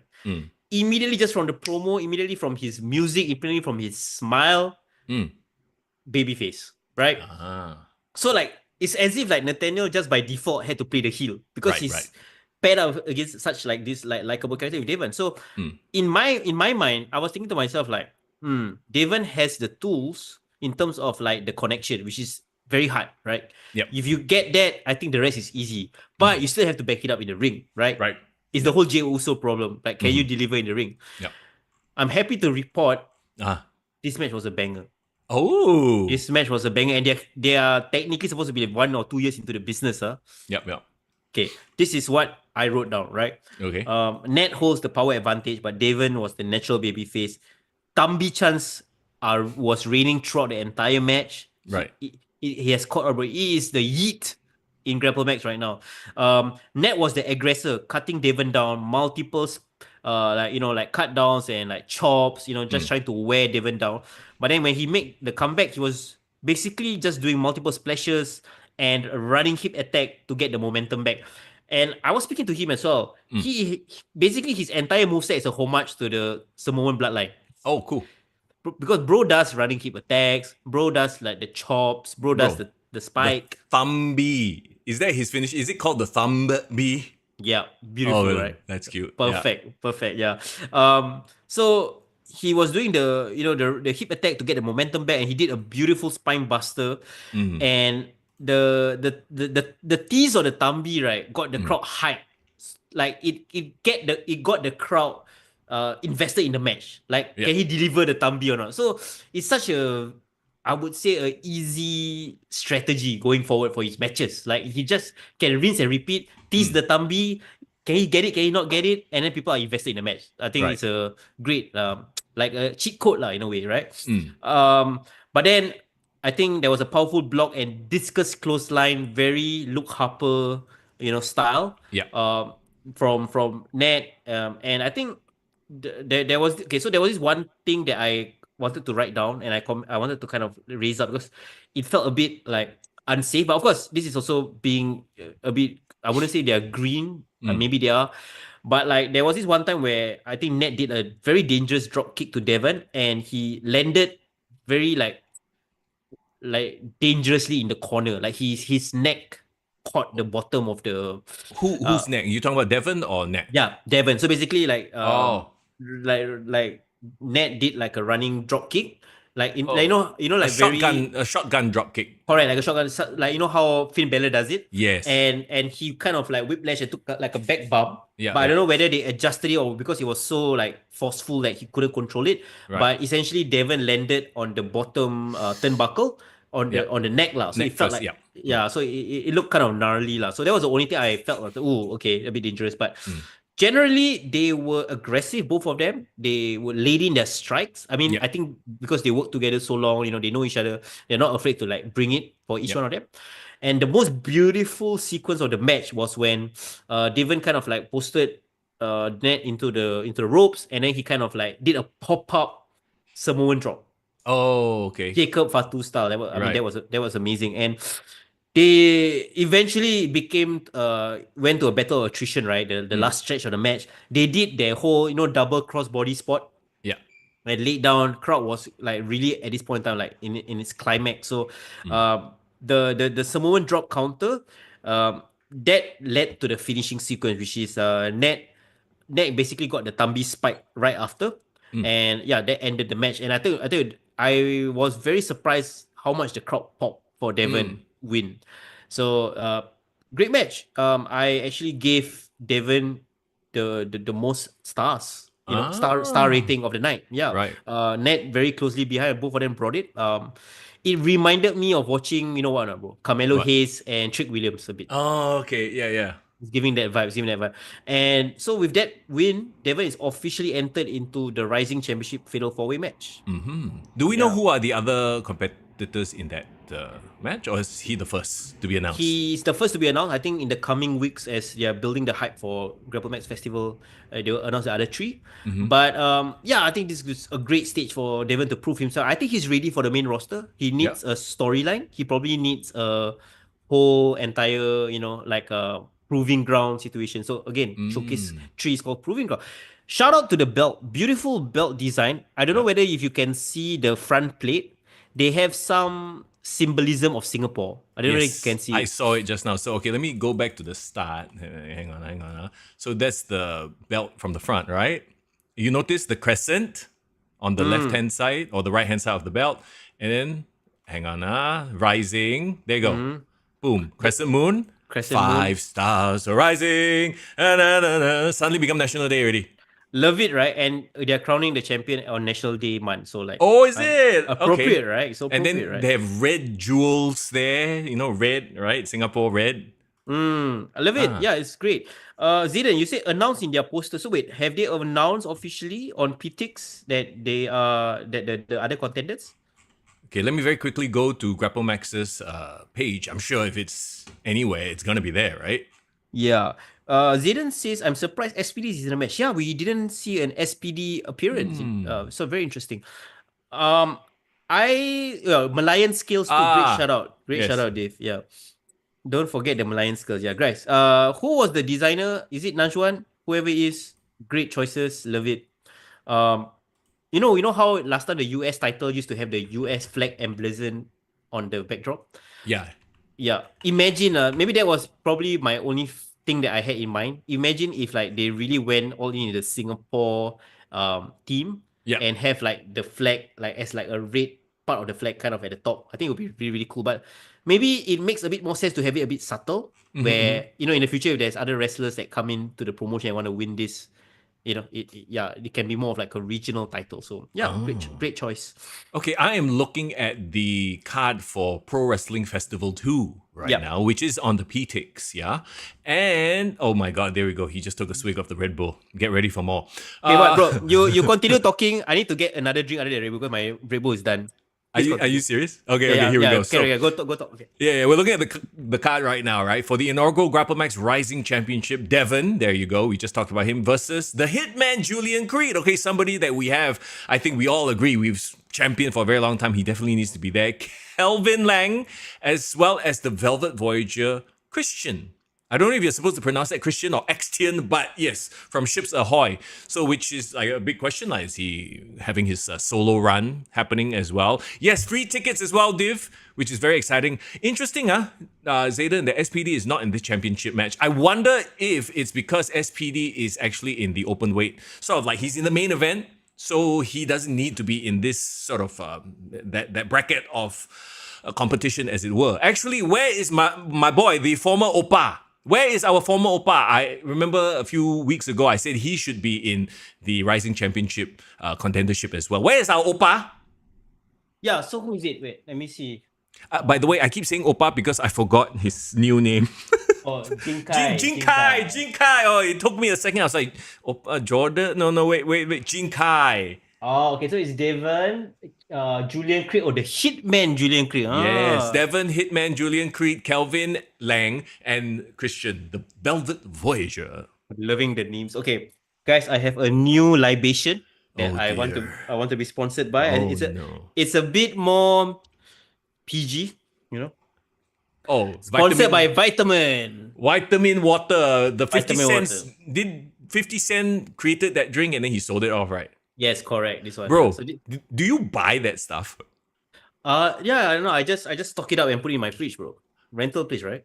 Okay, so no, like I mean, I feel like it's the most like Kool-Aid tasting, like just like water with a bit of flavor, like the worst thing to drink ever. It kind of tastes like Kool-Aid. You're right. I mean, it's so appropriate, bro. It's like I'm drinking the Kick to the Gut Kool-Aid tonight, bro. Bro, that's why I'm like surprised that you buy that. Like if you give it to me for free, yeah, sure, I'll drink it. But like I would rather drink 100 plus or H2O. Okay, you know why I was drinking this or not, bro? Why? You need vitamin in your life. No, my nearby 7-Eleven selling 2 for 350. Oh, okay, there you go. Quite cheap, not bad. You know why? They're trying to clear stock because nobody buys that shit. That's why. bro, give chance, bro. I'm thirsty and there's no plain water in my. You thirsty, ah? Not for libations, bro, for sure. Are you a heel or not? Yeah, and yes, I agree, Dave, it tastes better than Prime. Prime tastes like sugar water. Vitamin water tastes like less sugared water, but it still tastes like ass. You know what? You're right. Div royalty 100 plus is still the good. You know, maybe the next podcast should be sponsored by 100 plus. Bro, 100 plus H2O, even Pocari Sweat. I as the kids say, I fuck with that. You know? I fuck with that too. But are you a heel? Okay, those fuckers. Those fuckers are still around. 100 plus, those fuckers are still around. Div say, foreign, you got tapped or not, bro? You think I live in a scholar, is it? What the fuck? No lah, I got tapped. It's just that personally, I've made a habit of boiling my water. You know, people say you can drink tap water. Technically, you can. I've made a habit of boiling hot water. No, that's a good idea. Yeah, even in Singapore, I boil my water too. Yeah, so I ain't gonna drink hot drink because I'm fucking thirsty and want to drink a cold drink. So that's why I'm not drinking my hot water right now, guys. Irvin says, how Mr. Young know what ass tastes like? Because I said that Prime tastes like ass. Well, you know, I've had a while past, which we shall not bring up. What are you doing with D Normus? What's going on? Why is it a guy? The first thing you think of? That's my question. Oh, okay. So yeah, I guess you can taste both genders as well, I guess, Mr. Young. To be fair, this is all non-canon, ladies and gentlemen. This it's not 616 universe. This is some multiverse. Okay, just for context, none of our partners watch the podcast, so we are good for now. But I do not know whether any of our employees watch this podcast. So sorry, what? You mean those fuckers are still around? Okay. Okay, guys. Wrap up. Yeah, wrap up, guys. We still got the pipe ball. Okay, Najwan said the rest of the cards on the page. So, guys, if you are interested to check out some Grapplemax action, their next big show will be the Grapplemax Wrestling Festival. It will be at the Jurong Spring CC once again. But I believe it's a bit more expanded, the format. Previously, they were doing it inside, like the sports hall. So I'm not sure what's going to be the layout, but very, very exciting stuff. We went there last November. It was a really, really great show. Yep. And so there is going to be a lot of a lot of very interesting, impactful moments, including like the crowning of the first ever Rising Championship happening on 26th of July, right, Mr. Young? No, that is on sale until July 26th. Oh, okay, but it's happening in August, late August, right? Let me see. It's happening. When is it happening? Yeah, wait, no, it is 26th July. You're right. Sorry. Yeah, correct lah, bro. Yeah, okay, that means you can buy tickets up till the date, but they will sell out fast. Not sell out, quote unquote. They're technically free, but you know what I mean. Remember last time it basically got snapped up super fast. Yeah, guys. So please get your tickets. It's officially free, but you still need to book your seats because you know it's a seated event. So or you can get the VIP upgrade that comes with event admission, exclusive VIP seating area, commemorative T-shirt worth $35. Yeah, so if apparently here's some other insider tea I got. If you are a PA member or you are a Grapplemax member, you do have some priority as a VIP seating as well. So go check that out as well. Yes, be sure to support, Grapplemax. Greg says, yes, help us pay the bills. We feel you, Greg. We know that feeling. So yes, help Grapplemax pay the bills and support via the VIP upgrade tickets. Wait. Zayden say you're confusing with a different thing. What am I confusing with? Can you clarify? Don't with Prime, with Vitamin Water, with those fuckers, with him being a heel or a face. This is a lot happening today, guys. Yeah, I'm not sure what Zayden's talking about, but can you clarify what you're talking about? Just give me talking about at the end of the NWE, right? Sort of the vibe after. Did it feel like, for lack of a better term, like a NXT Black and Gold sort of vibe? I would say it's the most supportive kind of atmosphere because you have like, the debuting talents with like their friends and family members watching their wrestling debut for the first time. So you know how that is. Yeah. Of course, they will naturally cheer. That gives off a great vibe. But also you have people who I've seen like watching Grapplemax shows coming down. People who are like probably second time goers of the NWE Showcase, probably they watch to support one of their friends, but now they came back and because they're curious to see more of the other stuff. I believe Greg even told us that he had to expand the seating, or he because of like like I think he was just planning to sell just for like 5 days or just a couple of days, and then within a couple of days he got snapped up, so he had to Right. expand the seating as well. But he also didn't want to overstretch because if too many people, then the aircon is not enough to like keep everyone warm. So Sure. Sure. good problem to have lah. Good problem to have. Yeah. Congratulations, guys, on what sounds like an incredible event. Again, wish could have been there. Next one, I'll be there. For sure. I'm on that Brock Lesnar schedule lah. Yeah, bro. I need to get on the Roman Reigns schedule, bro. So if I'm on the Roman Reigns schedule and you're on the Brock Lesnar schedule, who's gonna do the regular? So if you go on the Roman Reigns schedule, I have to be on the Gunther's schedule or the Seth Rollins schedule. You know what? We can take turns. Yeah. That's the beautiful thing.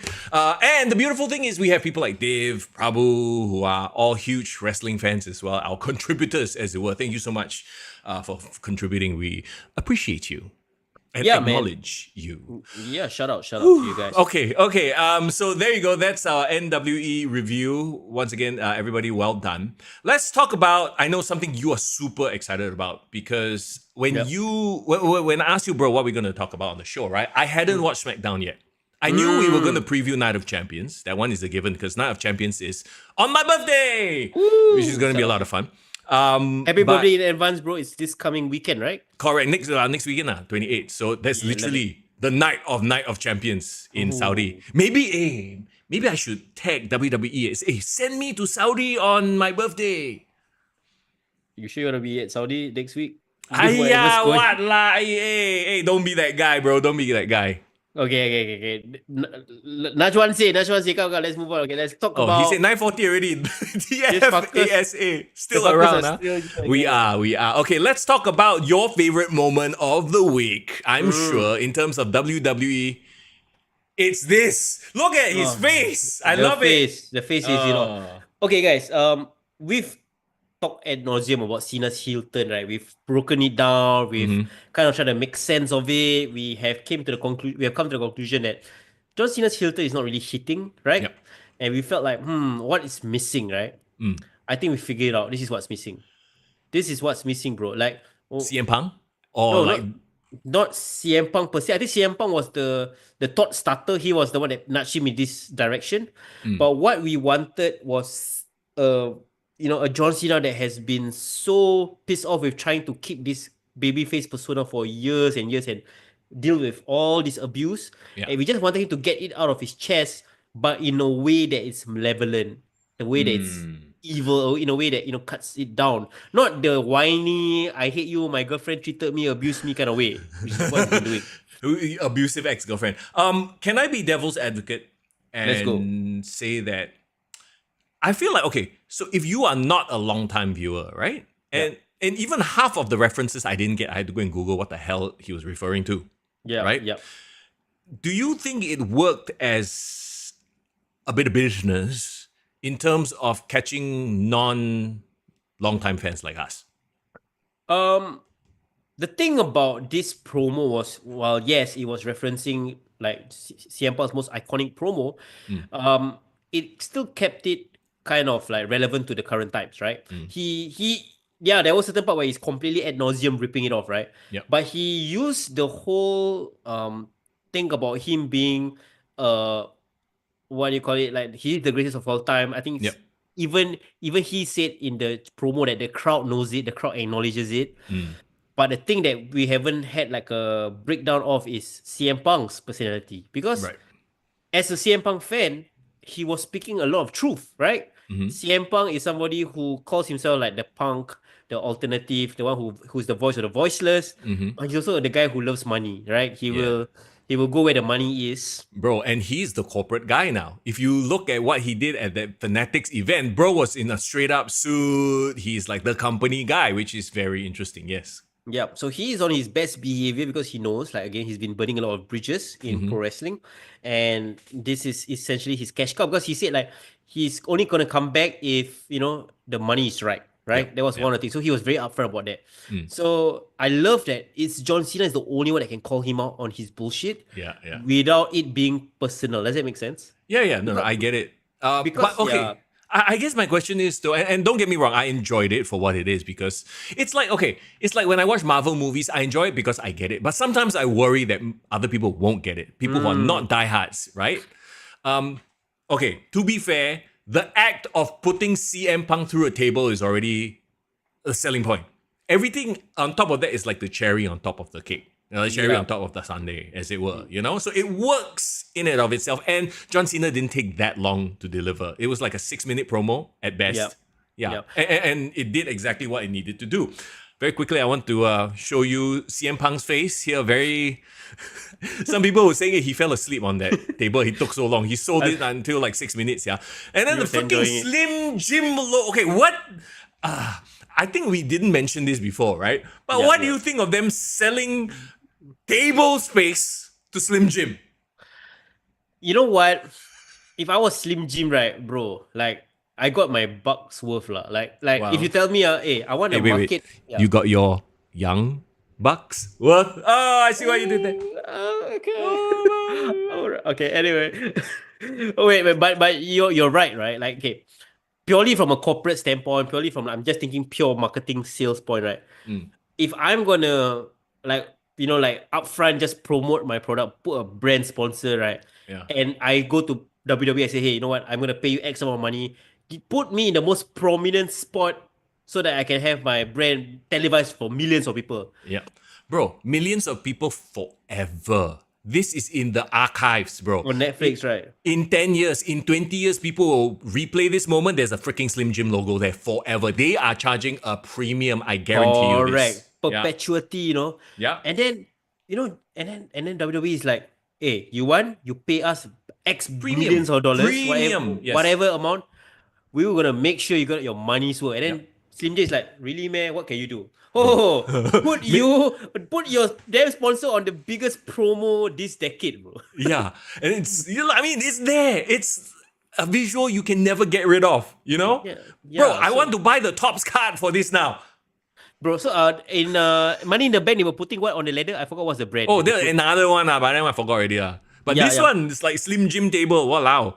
Anyway, okay, so he puts him through the table. All that's great. Okay, personally, like I said, I love the promo. I'm just a bit afraid it's too esoteric, right? Yeah. Let's talk about the things that he referenced. He referenced a lot of old CM Punk promo stuff. Can we say one more thing? Go ahead. What do you think of the whole, because the whole night started off with R-Truth, Ron Killings getting the title shot on the match with John Cena. Yeah. We thought that the whole story coming out of the show will be what happens between Ron Killings and John Cena. Yeah. What do you think of them doing this pipe bomb, which essentially overshadows Ron Killings' return and vendetta against John Cena? I kind of think that this was gonna be the plan all along. The R-Truth, the Ron Killings thing was a blessing in disguise for Ron. Mm-hmm. I wonder too, because it looks like Ron is going to move on to a feud with Aleister Black. Didn't it feel like that on SmackDown? It felt like a tease. I don't know whether it's all out. Yeah. All out. So okay, is CM Punk and John Cena, is this a side quest? That's my big question. Is this a one and done? And then what? John Cena going to go back to Ron? A bit the air has been let out already, Yeah, correct. I would say that, again, they didn't plan for Ron Killings, right, to get over. They didn't plan for that moment. They brought him back. It was an opportunistic time. And I think now this is them reverting back to the median, where this is going back to their actual plans. Maybe they gave the fans 2 weeks worth of Ron Killings. Yeah. But I do love this new personality of him. I am kind of disappointed. I know Najwan said it as well. We are still calling him R-Truth, right? Yeah. It's not R-Truth Ron Killings. It's still R-Truth. I wish they completely changed the name. They really let go of the R-Truth tag. Maybe it's probably a WWE trademark thing, right? Okay, fine, we'll give you, because I'm sure Ron negotiated a very good contract, or the fact that he's even back, right? So they're like, okay, we call you Ron Killings once in a while, but you're still R-Truth in WWE land. Yeah, probably that's what it is. Div says, can we talk about how Damian Priest made Ron smile? How he makes Div smile every single week. Wepa. You know what? I love that interaction. Don't you think? Yeah. Don't you think so? Great callback to Judgment Day. Yeah, I love that Ron. I don't know if that was supposed to be funny, but remember when Alistair called Ron, and then Ron said black. What? Like, it's a subtle throwback to the R-Truth like comedy character, but not, right? I actually appreciated that because it was funny, but it wasn't, oh, he's a dumbass. He's a brain dead funny. I like that they kept some elements of his humor, because I think people will still want to appreciate that. You know how The Rock can still be comedic, right? Yes, you don't want him to completely lose that. Yes, right? But Ron is not going to run into the ring with a ladder thinking that the Royal Rumble is a ladder match anymore. Correct. He'll just make little subtle jokes here and there, which I appreciate, but also at the same time, it's a much more diluted version of his character. So I feel like after the whole hype dies down, then he goes off and does whatever TNA as Ron Killings are. Yeah, I love the whole, tying up the loose ends, like bringing back to full circle, because when the pipe bomb happened, it was actually John Cena versus R-Truth, and R-Truth putting John Cena through the table, and the whole CM Punk thing happened, right? And now all three players from that same epic moment reunited in the same ring, right? John Cena versus R-Truth, role reversal. John Cena is the heel, R-Truth is the babyface. Didn't like how fast the match occurred. Like, I think he did the belt shot probably like 3 minutes into the match. Are they saving R-Truth or Ron versus John Cena for like in the next pay-per-view? Or do you think that, like I said, I get this feeling that this is a throwaway feud, a side quest. They need that trilogy though, because I feel like these two matches have been very underwhelming.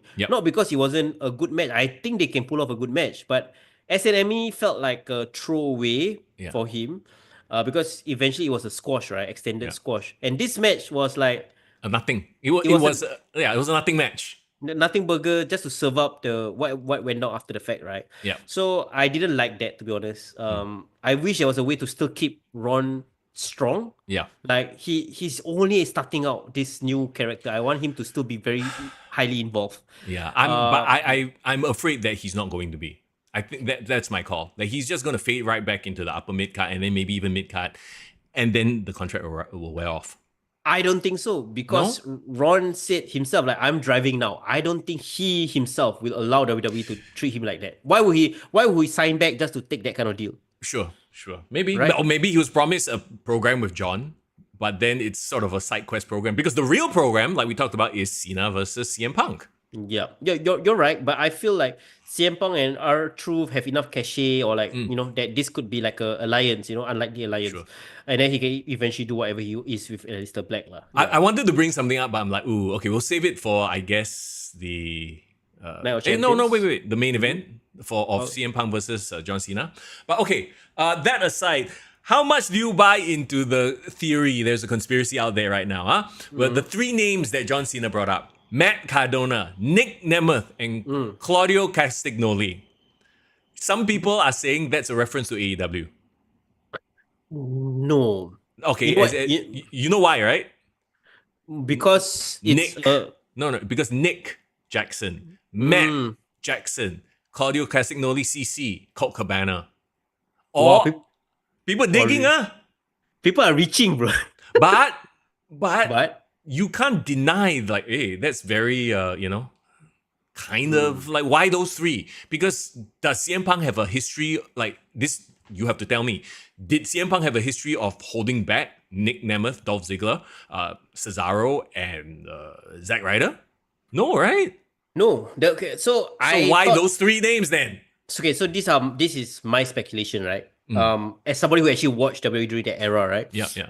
For me, it's very interesting and very telling that he wanted to reference people from outside the company, but they reference those three people who are not like okay, Claudio is in AEW, yes, but what ties all three together with CM Punk and John Cena is that all three was in the main event scene, or was in like the upper mid-card scene when CM Punk was the champion and John Cena was the champion. So this 2011, 2012 period, the up and coming rising star was Dolph Ziggler, right? Oh yeah, Nick Nemeth is from TNA. He's not AEW, so yeah, that doesn't really hold. Correct. So you had Dolph Ziggler just about breaking out to become, Money in the Bank, the future champion, and he was wrestling all these matches with CM Punk, John Cena, right? So that was he was in the upper mid card. You have Matt Cardona. That was the time when Zack Ryder was at its hottest. Yep. And CM Punk actually campaigned for him, right? And John Cena also campaigned for him, but of course there was the whole he kinda buried by John Cena because of the embrace the hate thing, that Kane storyline, so dumb. And Claudio at that point in time just debuted on the main roster 2012 as like the Swiss, Superman with Cesaro in the US title picture. So my theory is they reference those three people because those three people actually were people that CM Punk campaigned for in real life. Oh. When he was the champion, he was trying to push for all these three people to go up in the main event scene. So it was like a little bit of like an Easter egg where he's kind of shitting on these people, but kind of acknowledging these people that, John Cena and CM Punk kind of vouch for. So you saw immediately Matt Cardona did like a tweet back to him. Hey Cena. Yeah, so I love it. And it's of course a callback to because it would have been a low-hanging fruit, right? If John Cena were to mention AEW, right? So he kind of subtly referenced it by saying like, I like you way more than a lot of people who share a locker room with you. And then to tie it back with the three guys that he mentioned are people who actually he was, he vouched for, that he campaigned for. So it wasn't like, it was ooh for the audience, but probably CM Punk was like, you know what, give these three names, like, give them some airtime, kind of thing. Give them a shout out, huh? Yeah. So yeah, Div say like these three guys who could have been the main event scene but weren't given the space/opportunity. So I think that's what it was like essentially. Yeah. So I think we are all in agreement that this is probably the best bit of business that John Cena has done since the initial heel turn. Yeah. I agree. And I almost feel like he could have done even more. I think this was him really censoring himself, right? The motherfucking. Yeah, motherfucking is like, oh, that was so lame. He should just say motherfucking, fuck it, bro. Wow, cannot. He's still a company man, bro. He knows, like, okay, USA cannot. USA would have let it slide, I'm pretty sure. It's John Cena, man. I don't know about that. Okay. Only The Rock can come on TV and just drop bombs. I got two questions for you from this promo, right? Do you feel like what happened on Smackdown is enough to redirect, change the perception of the Cena heel turn and say like, okay, we are back on track? That's question one. And then question two, if you were the one booking this so-called work shoot promo, what was one thing that he did not mention that you would have added to kind of spice things up, make it like really next level? No, because you know what? First of all, I feel like it was fine because it got me excited for the match. Even though I guess I'm jumping ahead, but I think it's going to be not a very good match. Because considering the two of them are old. Yeah, I mean, and we've seen John Cena, and CM Punk is not Randy Orton. Punk will try, but he is not the best in the world. So that's one thing I actually agree with John Cena. Yeah, he's not, but neither of them are. You know what I mean? Yeah. But back to your point, I think it was fine for what it was because you still need next week to hype it up even more. You need to push it to that next level, right? You can't give everything away right away. Yeah. I agree to a certain extent. I also feel like John Cena and CM Punk should be revisited again, whether it's SummerSlam, or Saturday night's main event, but it can't be a one and done and he moves on to the next rivalry. I really hope it's not because this has so much, like, it is money, right? CM Punk, John Cena is money. It prints money. Yeah. And somebody was saying like, watching this, they knew that, John Cena was going easy on Cody Rhodes, and I tend to agree. Right? I feel like Cody Rhodes wouldn't be able to come back from the bombs that John Cena was shooting on CM Punk. They probably were like, okay, look, this is our guy now. Go easy on him. Drop a few little bombs here, but not the big nuke. Remember when CM Punk said like every time he was backstage, the producer was telling him, just keep Roman Reigns strong. Just make Roman Reigns look strong. Yeah. Probably Cody Rhodes got a bit of the same treatment, I'm pretty sure. Yeah. Speaking of Cody, right? I saw this, somebody commented this. I can't remember if we shared it on our Kick to the Gut, but it's like, suddenly all of Cody's boys, like your Randys and your Jays, they're all like going out there doing their own thing. And Cody's just sort of standing there going like, shit, he's about to crash. Yeah. They played the Homelander music, right? Yeah. Because you can tell he's like slowly crashing out like, what it's supposed to be about me. It's no longer about me. And then I swear, if this is the way they do it, I would love it. He needs it, bro. To be honest, I feel like he has reached the end of his babyface run. Yep. Anything he does right now, feels like a retread of things that is already done. Does that make sense? Koronor, 100%. We talked about it last week as well. So he needs a new wrinkle. And that's why, I guess, shall we transition to Night of Champions? Yes, we can. Yes, we can. And the King of the Ring tournament. So let's talk about that first, right? We're talking about the men's side because we were just talking about Sami Zayn, Randy Orton. Randy Orton moves on. So Jey Uso, Cody Rhodes. That's going to be happening on Raw, correct? Correct. So that's the whole point of the promo where Cody Rhodes didn't even talk. Yeah, it's just to say that, this thing is going to happen. Bro, like Randy Orton has won against Sami Zayn. Bro, they are doing this on purpose also. The top four, the final four, are all faces and were all sort of, behind Cody during that whole finish the story run, if you think about it. Yeah. Crazy idea. 4 baby faces. Coming out of this tournament, I believe 2 of them will turn heel. Ooh. Okay, interesting. Well, Sami Zayn is the first one. Not in Saudi, but like after. The whole Karen Cross thing, right? Yeah, because he's been doing the whole backstage. He's whispering into his ear. Yeah, sure. I want that one blow-off match between Karrion and Sami, where Karrion beats him so bad, beats him into submission. What? Okay.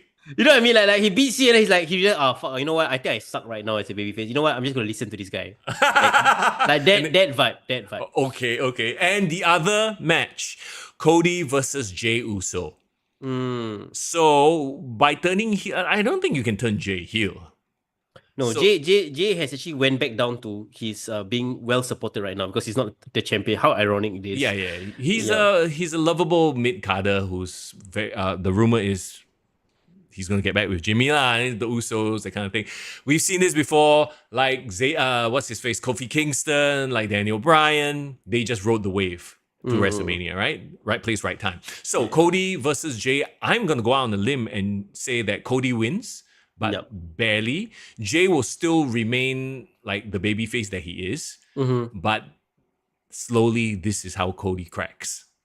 So my thinking is if Cody goes to the main event against Randy Orton and Night of Champions, is he supposed to win or is he supposed to lose? No, bro, he's gonna lose to Randy. And this, because again, like I said, these are all people who were behind him, who supported him, and now they're all one by one turning on him. Even if they didn't, even if Cody will beat Jey, Cody, and then by crowd reaction, he can still justify by saying, I won, but everyone was still yeeting. Everyone still loves Jey. And that's how he's going to get sour. And then he's going to go on face Randy Orton, and that's going to be a banger of a match. We all know that, right? Yeah. And he loses to Randy. Yeah, and he's probably take that loss very, very hard because he's not back in the main event scene. But that means we got Cena and Randy at SummerSlam? Why the hell not? I mean, I know they already did it, but... Yeah, but where does this put Cody then for SummerSlam? Whatever lah, he can go and side feud. It's fine. Remember, we talked about him needing to leave this title chase for a bit to freshen up. He could go, right now they're saying, they're kind of putting Seth Rollins and LA Knight in a collision course. Yep, that's fine. I'm just thinking who's going to be Cody's dance partner in the meantime. Or... he doesn't even wrestle at SummerSlam. He actually screws up Randy Orton. And then he aligns with John Cena. Wait, what? There are a lot of permutations. I know we're just fantasy booking right now, but this all roads lead to Rhodeslander. This is what I'm calling. Can I give you a bit of a tease as well? Sure. I'm not sure whether you watched the Fanatics or like the SummerSlam kickoff that John Cena was a part of. Yeah. They did this whole big deal thing at Fanatics, and then John Cena teased to the audience like, I hope you guys are watching. I hope you guys will be watching the next few weeks. Everybody says that. No, but I think he's kind of like teasing something big that's going to happen.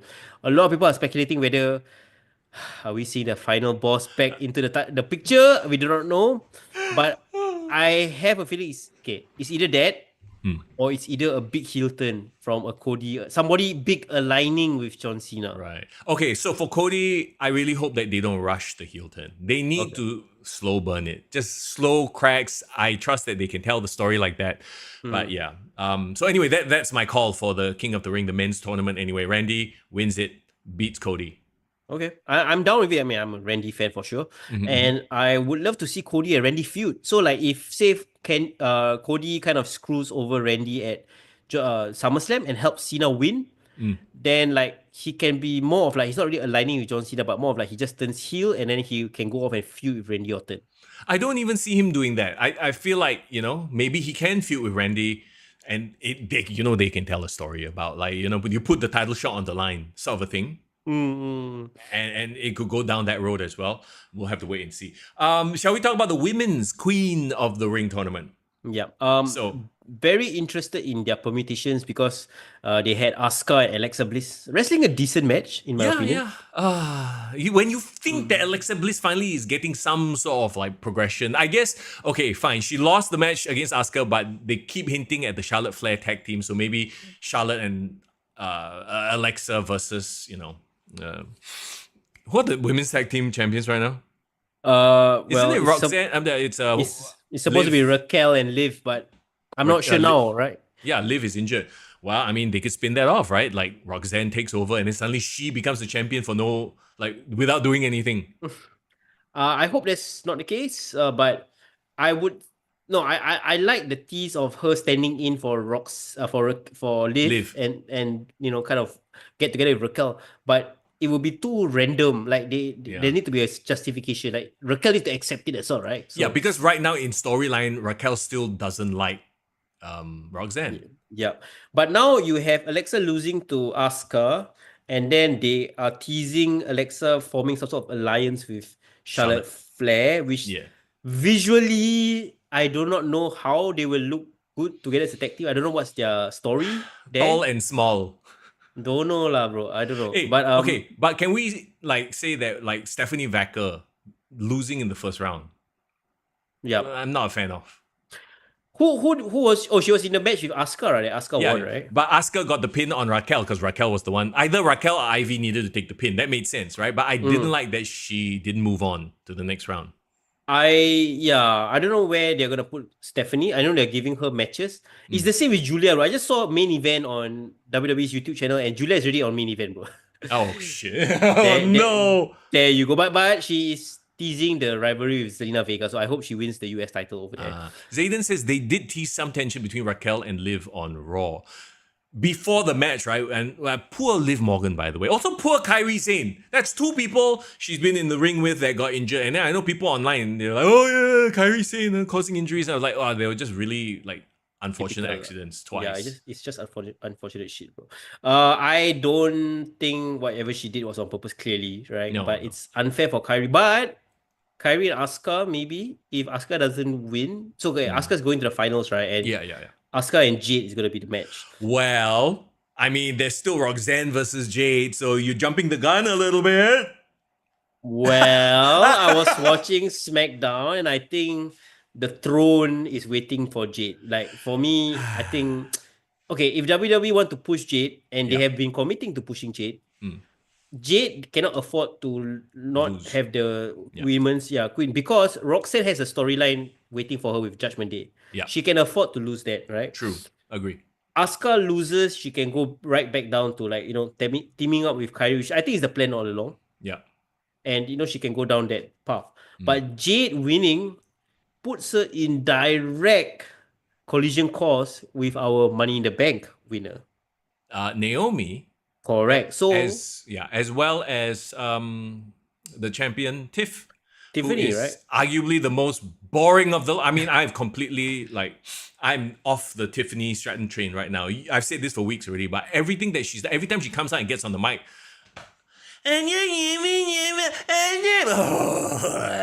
well, Stephanie was. I was very supportive of her because I think maybe I'm biased, right? I saw her reaction. I felt her reaction in Perth, Australia last year. Tiff, but it's been a while. It's been too long. Yeah. I got my eyes on a new girl, bro. Stephanie Vacque. Nikki Bella said Vacque, right? I cannot say what the hell is that butchering, bro. She's teaching Shamus how to twerk as well. Like, she's on everything. She's a champion in the making. Like, we all know this. Yeah, I know. She made me Google what's nalgas. Nalgas. Mucho nalgas. Oh, Nalgas. what is Basically, that? it's ass in Mexican. Much ass. Okay. Oh yeah, you're the Mexican connoisseur. Apparently, we established today on the podcast that Foreign is the expert in Mexican music right now. Yeah, man. So like, I've learned nalgas, guys. So I'm gonna be learning more Mexican words, and we'll be sharing it with you guys throughout the podcast going forward. Oh, what a heel move. Okay, Sorry. Jade beats Roxanne. Yeah, I agree that's gonna happen. Jade versus Asuka, and I actually agree with Div. Right, like I feel like Jade has done nothing, and we talked about it before. So far, Jade on the mic just feels like she feels like Ultimate Warrior. There's a lot of but I don't remember anything she says. There's a lot of like, she sounds like a wrestler. She sounds aggressive, but I don't get a sense of the motivation why I should support you. And it doesn't help that she's positioned as a baby face, right? Like I can't relate to you because she's miscast. Yeah, she's jacked. Like she looks amazing. I think the visual of her getting a crown put on her will be great. Yeah. But beyond the visual, nothing. I can't see her in peril. That's the problem. Yeah. She looks like the one that's giving the heat to like a babyface, crappy babyface. So it would have made sense if Roxanne was the babyface, Jade Cargill was the heel. Terbalik. Yeah, but like there's a way to make this make sense. You have Raquel in the corner, you have Judgment Day in the corner, and they play the numbers game. Yeah, that's how you can have that match happen on Raw, right? Yeah. But I'm sticking to my guns. I feel Jade, regardless of whatever our doubts offer, WWE is gonna put a rocket on her, make her win do the predictable choice, make her win. Yeah. But they have to. I will even add that they have to, because to your point, if she loses to Asuka, then the shine is off. Because they've tried off the rose. Yeah, they've tried several times, start because of injury, whatever, right? And in the ring, she's not the greatest. So you must smash her over like a Goldberg, like an Ultimate Warrior. That's the only way you get her over. Yeah. So I'm going to have a very crazy early prediction for SummerSlam. Jade versus Tiffany for the title. Jade wins. Yeah. Jade wins. And then? For a good 1 minute. And then? Celebrating. And then? Proceed with caution. Okay. There you go. That's my prediction. I don't like how they've been doing Naomi stuff with Nia Jax and Tiffany though. Like, it's like it feels like she's in that. I don't know. Maybe I'm just like whatever lah. Maybe it's just Tiffany and I'm just so bored of her. Like I honestly am higher on Nia Jax right now than I am on Tiffany. It's played out. That rivalry is played out. But I think they're gonna blow it off again. I thought it was blown off. I thought they had like a badge, like a steel cage or something, right? Yeah. Oh no, they're doing a last woman standing. Exactly. So I thought they blew it off like weeks ago, and then now they're gonna have a last man standing. Or last like, it feels like I just put last man standing match on my WWE 2K because the stakes don't feel high enough that it justifies that as a match on. Yeah. So I don't know. I'm a bit down on that lah. So anyway, let's move on from that. So I think we are both in agreement though, right? Jade Cargill for the men, Jade Cargill for the women's, Randy for the men's. yes, that way. King of the ring. Okay. Let's quickly run through the remaining matches because we have we have a call sheet according to Alfred. It's not 11 p.m. bro. It's 10 only. Bro. It's okay. We'll get to it. Jacob Fatu, I hate you, Solo versus Solo Sikoa for the WWE United States Championship. Okay, is this a hot take? I am bored already of Jacob. Bro, do you watch the promo or not, bro? Which one? The one between Solo and Jacob on SmackDown. I did. Bro, regardless of what you think about Jacob, I would have accepted Solo back, bro. Yes. Solo tug at my heartstrings, bro. Yes. Oh, you mean that one where he's like a family's fight? Bro, Solo is somehow shining in this feud against Jacob. We all like relegated Solo. We all like, he like whatever lah. But suddenly he got funny side. Suddenly he got emotive side. What is going on? He can cut a Shawn Michaels passionate emotional promo. You know the one he say, bro, the truth be told, you're the only one I have, bro. Yeah. He said that. I was like, oh shit. Oh. Yeah, like it's legit, And then You know what's the funniest thing? What? He said all that, right? And then you got JC Mateo probably in the corner, like, what? And then what about me? Yeah, exactly. No, and then Jacob just Jacob is I agree. falling into the whole, he just barks stuff and then he barks his catchphrase. And that's it. I wish Jacob stopped the like gangster talk and actually kind of acknowledge the emotional part. Yeah. During that promo. So I wish Jacob did that. Because I know Jacob being hurt because he called him dumb. Yeah. But it could not have been just the only reason that he turned on him. Like probably can say things like, okay, he did explain it. He said like, you were using me. I know you were using me, blah, blah, blah, blah. Yeah. But can't be he didn't realize he was being used when he brought him into the company. Right? You know what I mean? It makes him look shallow. Like right now, Jacob is not a well fleshed out character. Solo, through his acting, he's a better actor than The Rock. Apparently. Yeah, Irvin says, who knew? Solo is the thespian of the NWE family. Bro, Solo has just shown more levels and, more layers to his personality, bro, recently. You are like Solo, bro. I love you. Foreign. Why? You got from the I got tickets to the all this stuff. Bro, got quotable moments like you today, bro. Appreciate, bro. You are my Solo right now. Bro, you know what? Foreign equals Solo. At the end of the day, we fuckers are still here. So we still are. Oh, shit. On a Sunday night. But you know what? Okay, let's just I agree with you in a weird twist of fate. Jacob was supposed to be the breakout star, and we all acknowledge he's the breakout star. Yeah. But I think Solo, by just sheer, I don't have the weight of the Ula Fatu, Ula whatever. Ula Fatu. Ula what? Ula Fala. Ula. Or as LA Knight used to call it, the Ufalafa. Ufalafa, yeah. Ula Fala, yes. I think the battle for the Ula Fala kind of pigeonholed him too much. That, he's trying to be the Roman Reigns, trying to be the tribal chief. But now the whole tribal chief nonsense is out of the way. He can just be a character, like a real, he's a guy that failed. So that makes him vulnerable and relatable. He lost his crown. And then he explained to people that, being tribal chief made me realize I need to care for my family, which is real talk, right? Yeah. And then you know what? Like, I want you here. I believe in you. I believe in your potential. And at the end of the day, I need you. You're the only one I have. Like, bro, I would have said, bro, come here, give me a hug, man. Yeah. Div says, it's like Jacob is proving Solo's point, but he is what he is. Yeah. No, that's actually a very real point. He is just a dumb beast right now. That's what Jacob is. So I hope that they shed more light on Jacob's human side. He can't just be the crazy beast, right? That does cool moves. He needs... Yeah, that's the crazy thing, because in real life, if you've seen his real life interviews, he's a very loving, kind man who loves his family. Okay, so maybe that's what it is. Solo is went through that same arc. So Jacob is going through the same arc as Solo, where now Jacob has been typecast, but after a while, then we'll start to see the human side of Jacob. So that's the beauty of pro wrestling, right? These characters take time to grow. Do you see the one footage of him helping Lex Luger carry his wheelchair? Bro, we've all seen the footage of him, he's acting like a kid with the boogeyman. He's such a lovable guy. He take the video like a kid, right? Yeah. So it's exactly what Solo went through. Solo, you are the enforcer. So he's just like, angry, whatever, right? But now he breaks out of that role and then he gets to flex his acting chops. Yeah. We trust that one day Jacob will have his moment to do that. But not before Solo has his acting moment.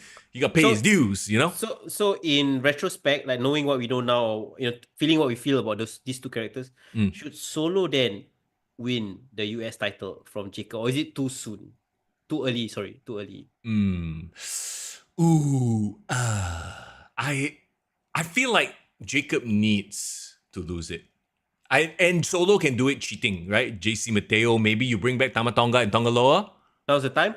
Right? Yeah, and have them just beat down Jacob. So now at least Jacob has an Achilles heel, or he has, again, the same problem with Jade and Roxanne. It's like, wait a minute, the face is the overwhelming, beast. I believe that this match should be a longer feud. Like, it's not a one-off, right? So, Jacob can surprisingly lose to Solo from cheating means or whatever means. And then this can carry on all the way to SummerSlam, because I really want to see this feud blow off at SummerSlam. Like a steel cage match or something serious. Bro, A bloodline match. Bloodline rules? Bloodline rules. And finally, please give us Rikishi sitting there on the throne like Shao Kahn. Bro, that guy is in his own podcast throne talking shit, bro. Because of his two kids, Jimmy and Jay. Okay, so you got that. You got the other title because it's Night of Champions. IC Championship match. Dominic Mysterio versus AJ Styles. I a bit don't care for this match, I'm not gonna lie. I don't care, but I like it. I like that, AJ is like doing this with Dom. I think Dom needs more notches under his belt. Yeah. And AJ is that guy who will carry him to a great match, right? I mean, not that he needs carrying, but you get my point. Yeah. So I don't hate the match. But yeah, I agree that there's a nothing to it. In fact, I would rather Finn Balor versus Dominic as like a friendly, like, you know what, let's challenge each other for the title kind of thing. Then he does all the nonsense to him. Is Finn gonna turn? Do you think? He's got to, bro. He's pulling the strings at this point in time, bro. Yeah. Dave even brings it up, right? Dom gonna be okay, so is it too early to turn Dom face? Because he's been getting the cheers. He is being cheered and there's much love for Dom. Is it time to turn him by having having Finn turn on Dom? I would argue, bro, that he is due another heel turn on top of that. A triple heel turn, bro. Okay, so we've talked about this before. How? By cheating on Liv with Roxanne. Making him the ultimate... this is... do you remember Angel Garza? He was supposed to have the womanizer gimmick, right? Yes, of course. Somehow Dominic is that guy now. The poor Angel is like, basket now. I'm stuck here with this Humberto, don't know doing what. And the funny thing is, actually, Angel is actually more handsome. He can pull it off. No, but I think that's the joke.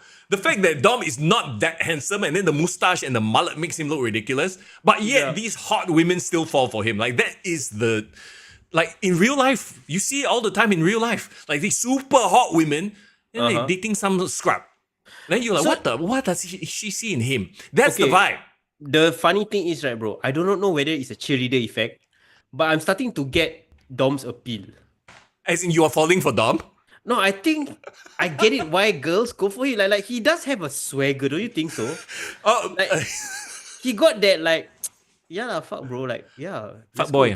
Chicken tendy, he got that vibe, like a bit of fuckboy, don't you think so? Yes, I agree. That's why he's perfectly cast in this role. Correct. He's got the Eddie Guerrero charisma. And the funny thing is, we've seen him as that lame kid, like innocent kid, right? When he first tag team with his father, we are seeing with our very eyes him turning into a fuckboy. I tell you. Okay, so this is my theory on how you become a fuckboy, right? You can be the most innocent boy, right? But once you had that first night with a beautiful hot woman, right? Like Rhea, who was a badass. Yeah. How can you come out of that being innocent? He come out of that in tattoos and flames already, bro. Bro, one night jail, remember? One night jail and one night with Rhea. Okay, you just transform, bro, apparently. So it's the Rhea effect lah. He got the Rhea rub lah. Yes, Rhea rubbed him in more ways than once, and then he... Buddy not happy to hear that, bro. Yeah, probably Buddy was like, I get you. You know what it is? Buddy's like, nothing's gonna happen. I trust you all to run this gimmick because nothing is gonna happen ever. Yeah. So I think he has grown and he will eventually, he will win a world title in this slimy gimmick for some reason. I believe he will probably sneak it and pin Gunther or something. Can you imagine him next year winning Money in the Bank? Holy shit. Oh my god, yes. No. Yeah, he has to, if he were to win a world title, it would be through something like Money in the Bank, where he can cash in when the champion is like dead. Mm-hmm. Yes. Dave, I'm not dropping knowledge, I'm just sharing experience. Fuckboy experience? No. What? Spending one night with mommy? And then coming out the other side.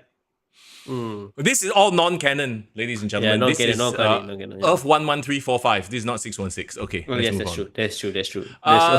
CM Punk versus John Cena for the WWE Undisputed Championship. Okay, this is going to be huge. The crowd is going to... I forgot to bring this up as well. At the end of the pipe bomb, the crowd was straight up cheering John Cena already. Yeah. Did you notice this? Yeah. So is that a bad move? Are they turning him back to a cool heel? What's going on? Okay, I think maybe we can't see this as heel versus face. It has to be person versus person. Personality, these are two massive personalities clashing. And I have a feeling, and we've talked about this before, right? Because Saudi, they would cheer the names, the biggest names. Like even the heels go there and get cheered, right? So this is gonna be tough. In fact, I think Cena will get more cheers than CM Punk. Wow. Okay. I mean, CM Punk got say the whole blood money quote before, so okay, I don't think that will play in, but you get my point. I believe there's be that one Muslim kid who goes up to CM Punk and say, you know what? I like you a lot because I also don't drink, I don't take drugs, but I don't have tattoos, but I still fuck with you, bro. I'm straight edge. I'm straight edge. I'm Muslim. Hey, you Muslim also lah. The whole meme where because every time Ronaldo is in Saudi Arabia and then he does like something Arabic, like he says like Assalamualaikum or like blah blah, and then all the comments is like, bro, convert, bro, become Muslim. Inshallah, you'll find the path, bro. It's so cute lah. Okay, anyway. So if Ray Lil Black can do it, anybody can. Oh yeah, damn. Okay. Anyway, so John Cena versus CM Punk. That was out of left field. that was a very deep cut, bro. But that is a thing. It's on social media. It's like a big thing. Like everyone's talking about it. But anyway, okay. So John Cena, CM Punk. I look forward to the story being told. I'm sure they'll have a very emotive match. You notice I say all that because I don't think it'll be a good match. It's Hogan Rock. Yes. You will see the classic moves, 5 moves of Doom, the GTS, the Anaconda Vice, blah, blah, blah. There will be a lot of throwback moves, I think. So before you watch this match, you should probably go back and watch their old stuff. I feel like they are going to do a lot of throwbacks. I think, a lot of people might not like the fact that it's happening in Saudi Arabia, but I, for one, would say it's a great choice. Yeah. Because I tell you, the crowd will be ravenous for it. I think there are legitimately a lot of CM Punk fans. And John Cena fans, for sure. I'm pretty sure. So, the crowd's going to go wild. So, I'm looking forward just to see the crowd reaction for this. But John Cena obviously retains, right? Yes. But which leads me to my next point where Irvin says as well. Yeah. How? Okay. Who's going to run in? Yeah. So, Ron Killings. Okay. First choice, Ron Killings. He has to be part of this match, no? Well, I mean, definitely that over Travis in Saudi. Come on, Alfred. Okay, no Travis. No more Travis Scott ever again. Okay. No. Ron Killings. Does he come in to help CM Punk or try to screw John Cena, but inadvertently cost CM Punk, be it via DQ, which would be a huge letdown actually, or does he accidentally hit CM Punk when going for Cena, I do not know. But I agree there needs to be a Ron Killings like follow up. Yeah. Because the last time he came in and beat somebody down was one member of Pretty Deadly, which was like okay. Yeah, there's gonna be more. There's gonna be more for sure. Yeah.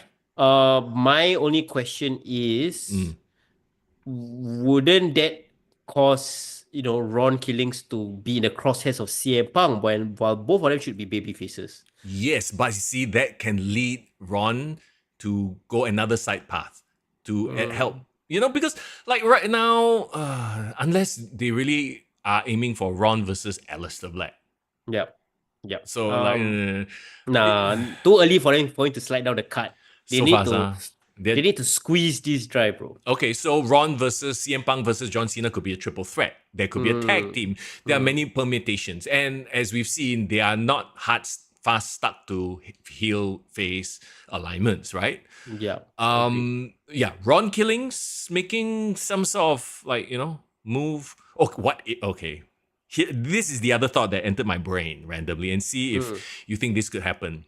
Ron comes in, presumably to screw John Cena, but helps John Cena.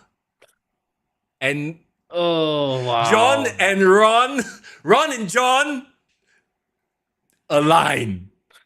Too much potato salad there.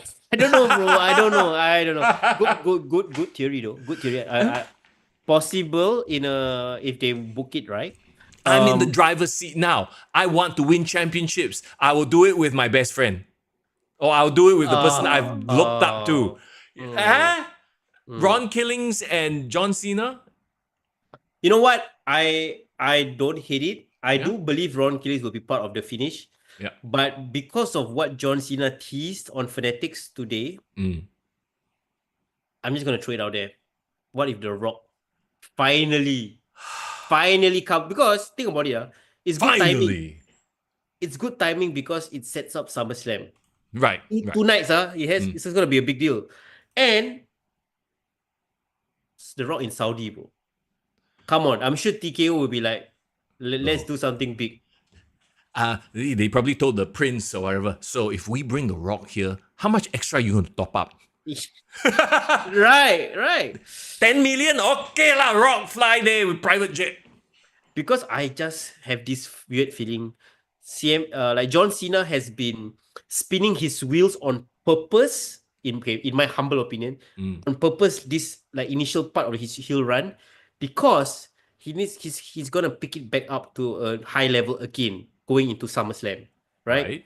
So SummerSlam has to be where they bring the big guns of like him like fleshing out his like, I don't know, not faction per se, but like his uneasy alliance as well. Okay, here's the counterpoint to that. The last time Rock showed up and did a thing, he made the thing worse. Right? Oh, he made the thing promising but never followed it up. That's why it became worse. That's why it made it worse. If John Cena just turned without The Rock being involved, then at least it will be all about Cena. Now, I feel after the pipe bomb, with this whole thing with CM Punk, it's starting to become interesting because it's about Cena and CM Punk. And then you one time throw in one Rock, and then Rock F's off because we know he's not going to stick around. Rock F's off for a bit, and then I feel like it will ruin the whole thing. You know what's ironic though? When the whole Summer of Punk happened, John Cena versus CM Punk, it was in the middle of the 1 year build towards The Rock versus John Cena, once in a lifetime. I see where you're going with this. And the fact that they are doing so many callbacks and throwbacks, it makes sense, right? So, in a weird way, The Rock coming back makes sense, even storyline, long-term storytelling wise. Because at the end of the day, CM Punk can go back and say, just when I was going to hit the main event, this fucker cock blocked me again. All right. Right?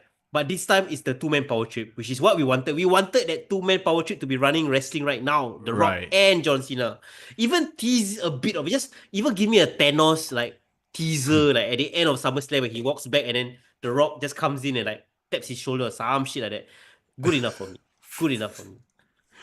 Okay. If The Rock does this, right, then I see no point in having Ron Killings do anything. Does that make sense? Except Ron Killings can now legitimately have an alliance with CM Punk. And maybe then finally we can bring Cody Rhodes back into the picture. I don't know. Because, if The Rock were... Okay, so you're not saying The Rock helps Cena win lah? Yep. The Rock just appears as the... Okay, now this shit is gonna go to the next level. Like Bad Blood. Which we all shat on. Do you remember? We shat on that. We were like, he just come out and then like show face and then like, what? No, not exactly. When he came out, we were intrigued. We were like, where's this going? He never followed up. So, okay, this will only succeed if there is follow-up for the rest of the year. That's all. That's what I'm saying. Leading up to the 2 nights of SummerSlam, right? Yeah. Bro got to promote Smashing Machine, so like you got to have some WWE presence to promote. I heard the is the movie even out yet? I heard it sucks. It's only coming out in October. Really? I heard early previews were like not good, bro. Really? But I thought it's directed by a super like talented director, like the one who did Uncut Gems. Doesn't matter. You pay somebody enough money, it's still a Dwayne Johnson's vanity project at the end of the day. If you're gonna start talking about The Rock, it's gonna be another 1 hour. So I think we can end it here. Yeah, I think so. Look, at the end of the day, yes, I am excited for the main event and the Randy Orton versus Cody Rhodes. The rest a bit throwaway lah, to be honest. Yeah, we gotta talk about one more last thing I just remembered. Okay. It's not relevant to Night of Champions, but it's gonna happen right after Night of Champions.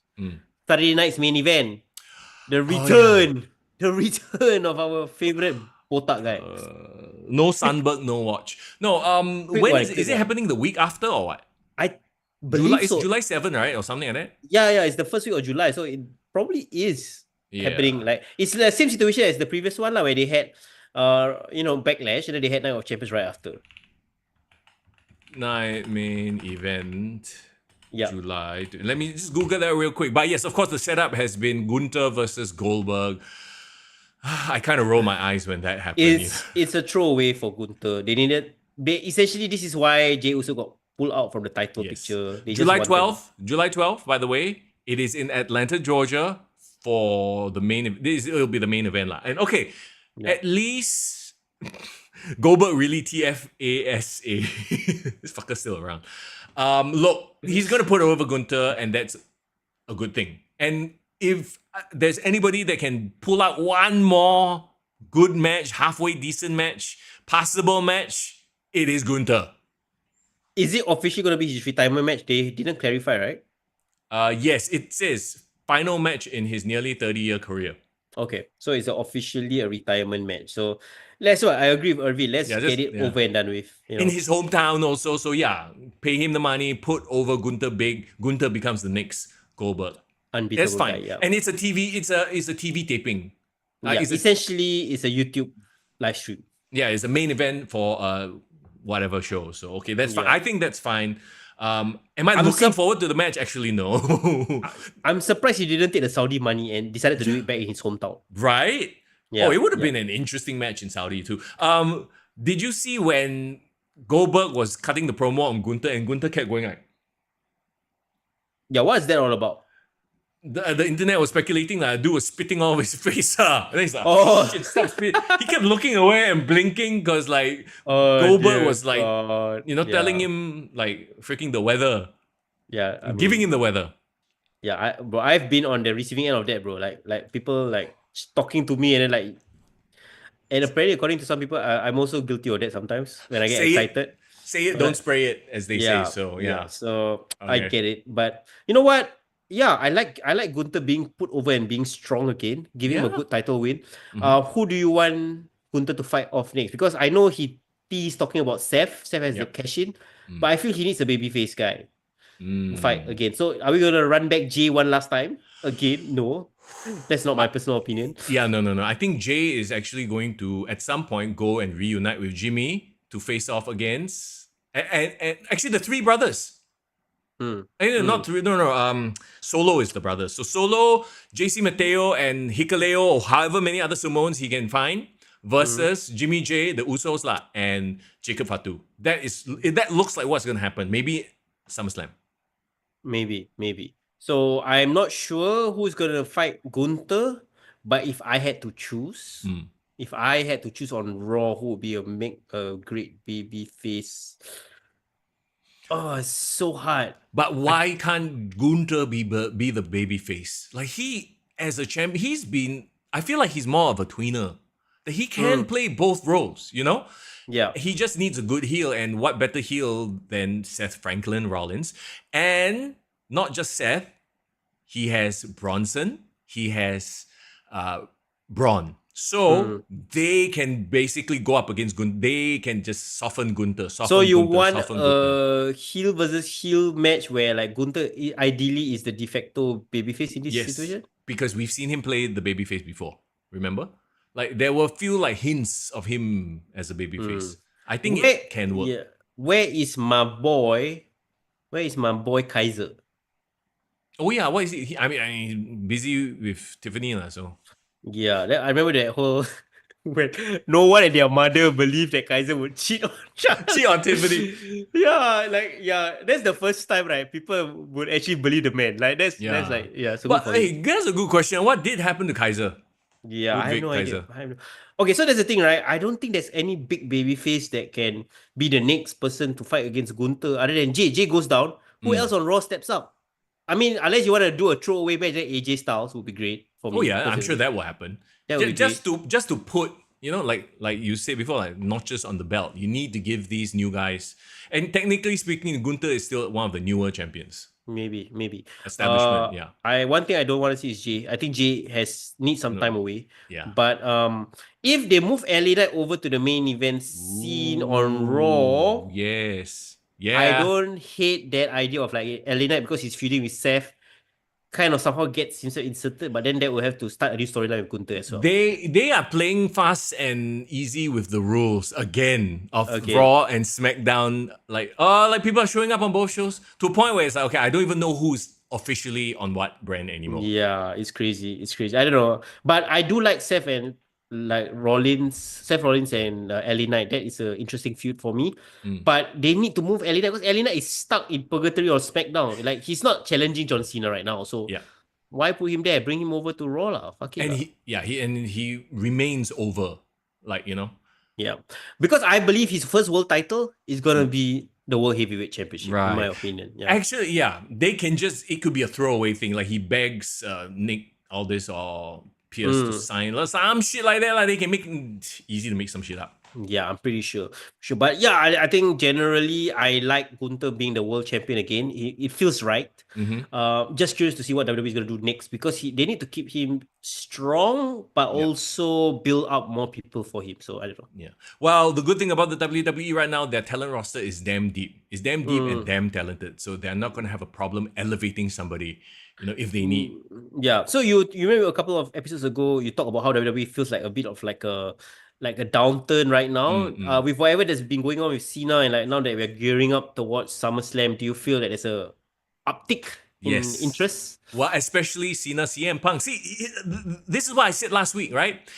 There can be so many interesting things happening in the mid card, in the lower card, whatever. But if your main card is a bit lagging, everything just feels down. Now that it is picking up, everything feels up, even if it's down. Got you. It makes sense, right? The A storyline needs to be really compelling, I think. Then people can forgive the rest. So that's why the Bloodline was really, really good, right? Yeah. But there wasn't really that much going on beyond the Bloodline, if you remember. Correct. Yeah. Right. But people didn't care because everyone came to see the Bloodline. Every Friday night on SmackDown, people were like, yeah, I gotta see what's gonna happen, you know? Yeah. So this is the Bloodline show, exactly.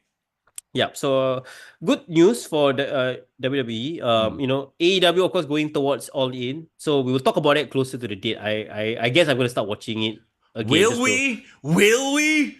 We will see. It's in July. We have time. Wait. Those fuckers are still around. Yes. Oh dear God. Okay, but okay, you know what? But there's a lot of things happening in local wrestling as well. Shout out to Alfred, Ring of Rebirth. I believe is doing a show this Sunday. If you guys are available and want to check it out, they're doing a show plus a wrestling show and a comedy show as well. I know SPW also probably have a show in July. Oh, so, quick shout. Remember last week we were like, these two mofos need to run it back, talking about Carlo Cannon and Butcherman. They are running it back in Malaysia, in MyPW, right? MyPW as well. So shout out to all your Malaysian wrestling fans. There's going to be a great trilogy of matches probably. He's going to do another one in Philippines or Bangkok, if I'm not wrong. Ooh. So it's going to be fun.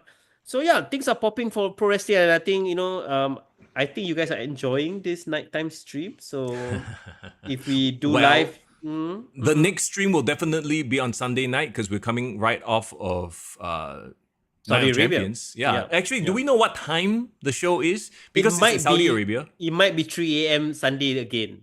Right. It's like 1 a.m., 3 a.m. Sunday morning, right? Which, look, we can all wake up on a Sunday, watch it, then we come and talk about it on Sunday night. How about that? Sounds good. That's the plan. So next week, tune in, guys. Next week, we're going to talk about Night of Champions. And let's do it. Hopefully, there's going to be some interesting things to talk about from there. As they say in chat, today's stream, W's in chat.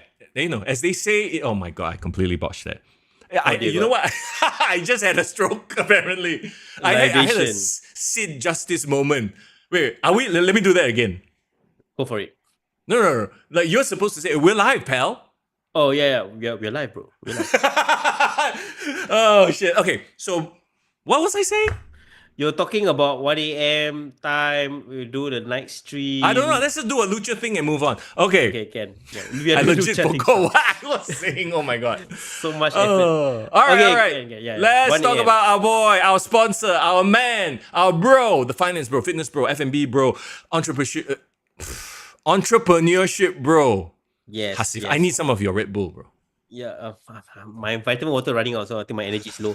Okay, so yeah, shout out to Hasif. Thank you so much for supporting the podcast. If you want to engage him for any sort of financial advice, talk to him about entrepreneurship, F&B, fitness, at least, very least, follow him as well on his social media. Follow him on his journey. Please check him out. He does his Stay with Hasif series as well. Yes. If you want a one-on-one catch up with him. So do support him because he supports the podcast. And by default, that means he's supporting the whole entire pro wrestling community here in Singapore. So show him some love because we do love and support him back. Hasif_captures on Instagram. If you'd like, slide into his DMs as well. Okay, that'll do it for us. What a crazy podcast today. I mean, we had Red Bull, we had energy drink, like the vitamin water. There you go. We survived 2 hours, 40 minutes. Yeah. I hope you guys enjoyed it. I hope it was as entertaining as a high show speed live stream. I hope absolutely. So. You know, you had foreign asking people, are you a heel? You had, you know, the question. Today's questions have been amazing. Are those fuckers still? Yeah, I hope you guys enjoyed it. Please tune in next week. We're gonna talk about Night of Champions. You're gonna talk about same time, 8 p.m. I'm sure the fallout will be insane. If anything is to go by, I'm sure we will have something to talk about. Definitely. For sure. So yeah, thanks for supporting us on the pod. Do follow us on Patreon as well as Discord. Discord is where it's popping. You guys are great. You guys send me all bunch of weird stuff as well sometimes. So yeah, so great. Enjoy your the Discord chatting as well. You see, my brain is just dung dung dung dung. Okay, yeah. We got Mexican music. We got lotions. We got heels. You know what? It's just crazy shit. Do me one favor tonight before you all sleep. Go to the AEW YouTube channel. Go look for Mystico Grand Slam Mexico entrance. They play the whole full segment. Then you will understand why am I in love with that song. And become a Mexican music connoisseur. Okay, Ken. Once you listen to the song one time, you become an expert in Mexican music, and then you can ask, those fuckers, are they still around? Yeah, and if you don't want to know what's the name of the song, just Google like Mystico CMLL song. You will get it. You'll see. It's Bro, great. That's the first thing I'm going to do the second I hit like end the podcast. I'm going to listen to that shit. Let me know, bro. Let me know. Watch the thing and then watch the music video if you want, okay? Okay. Everybody, thank you for hanging out. Have a great week ahead. It is Mr. Young. And it's for in the building. Take care, drink Red Bull, and listen to Mexican music. Okay, bye. Why you cut me off, bro?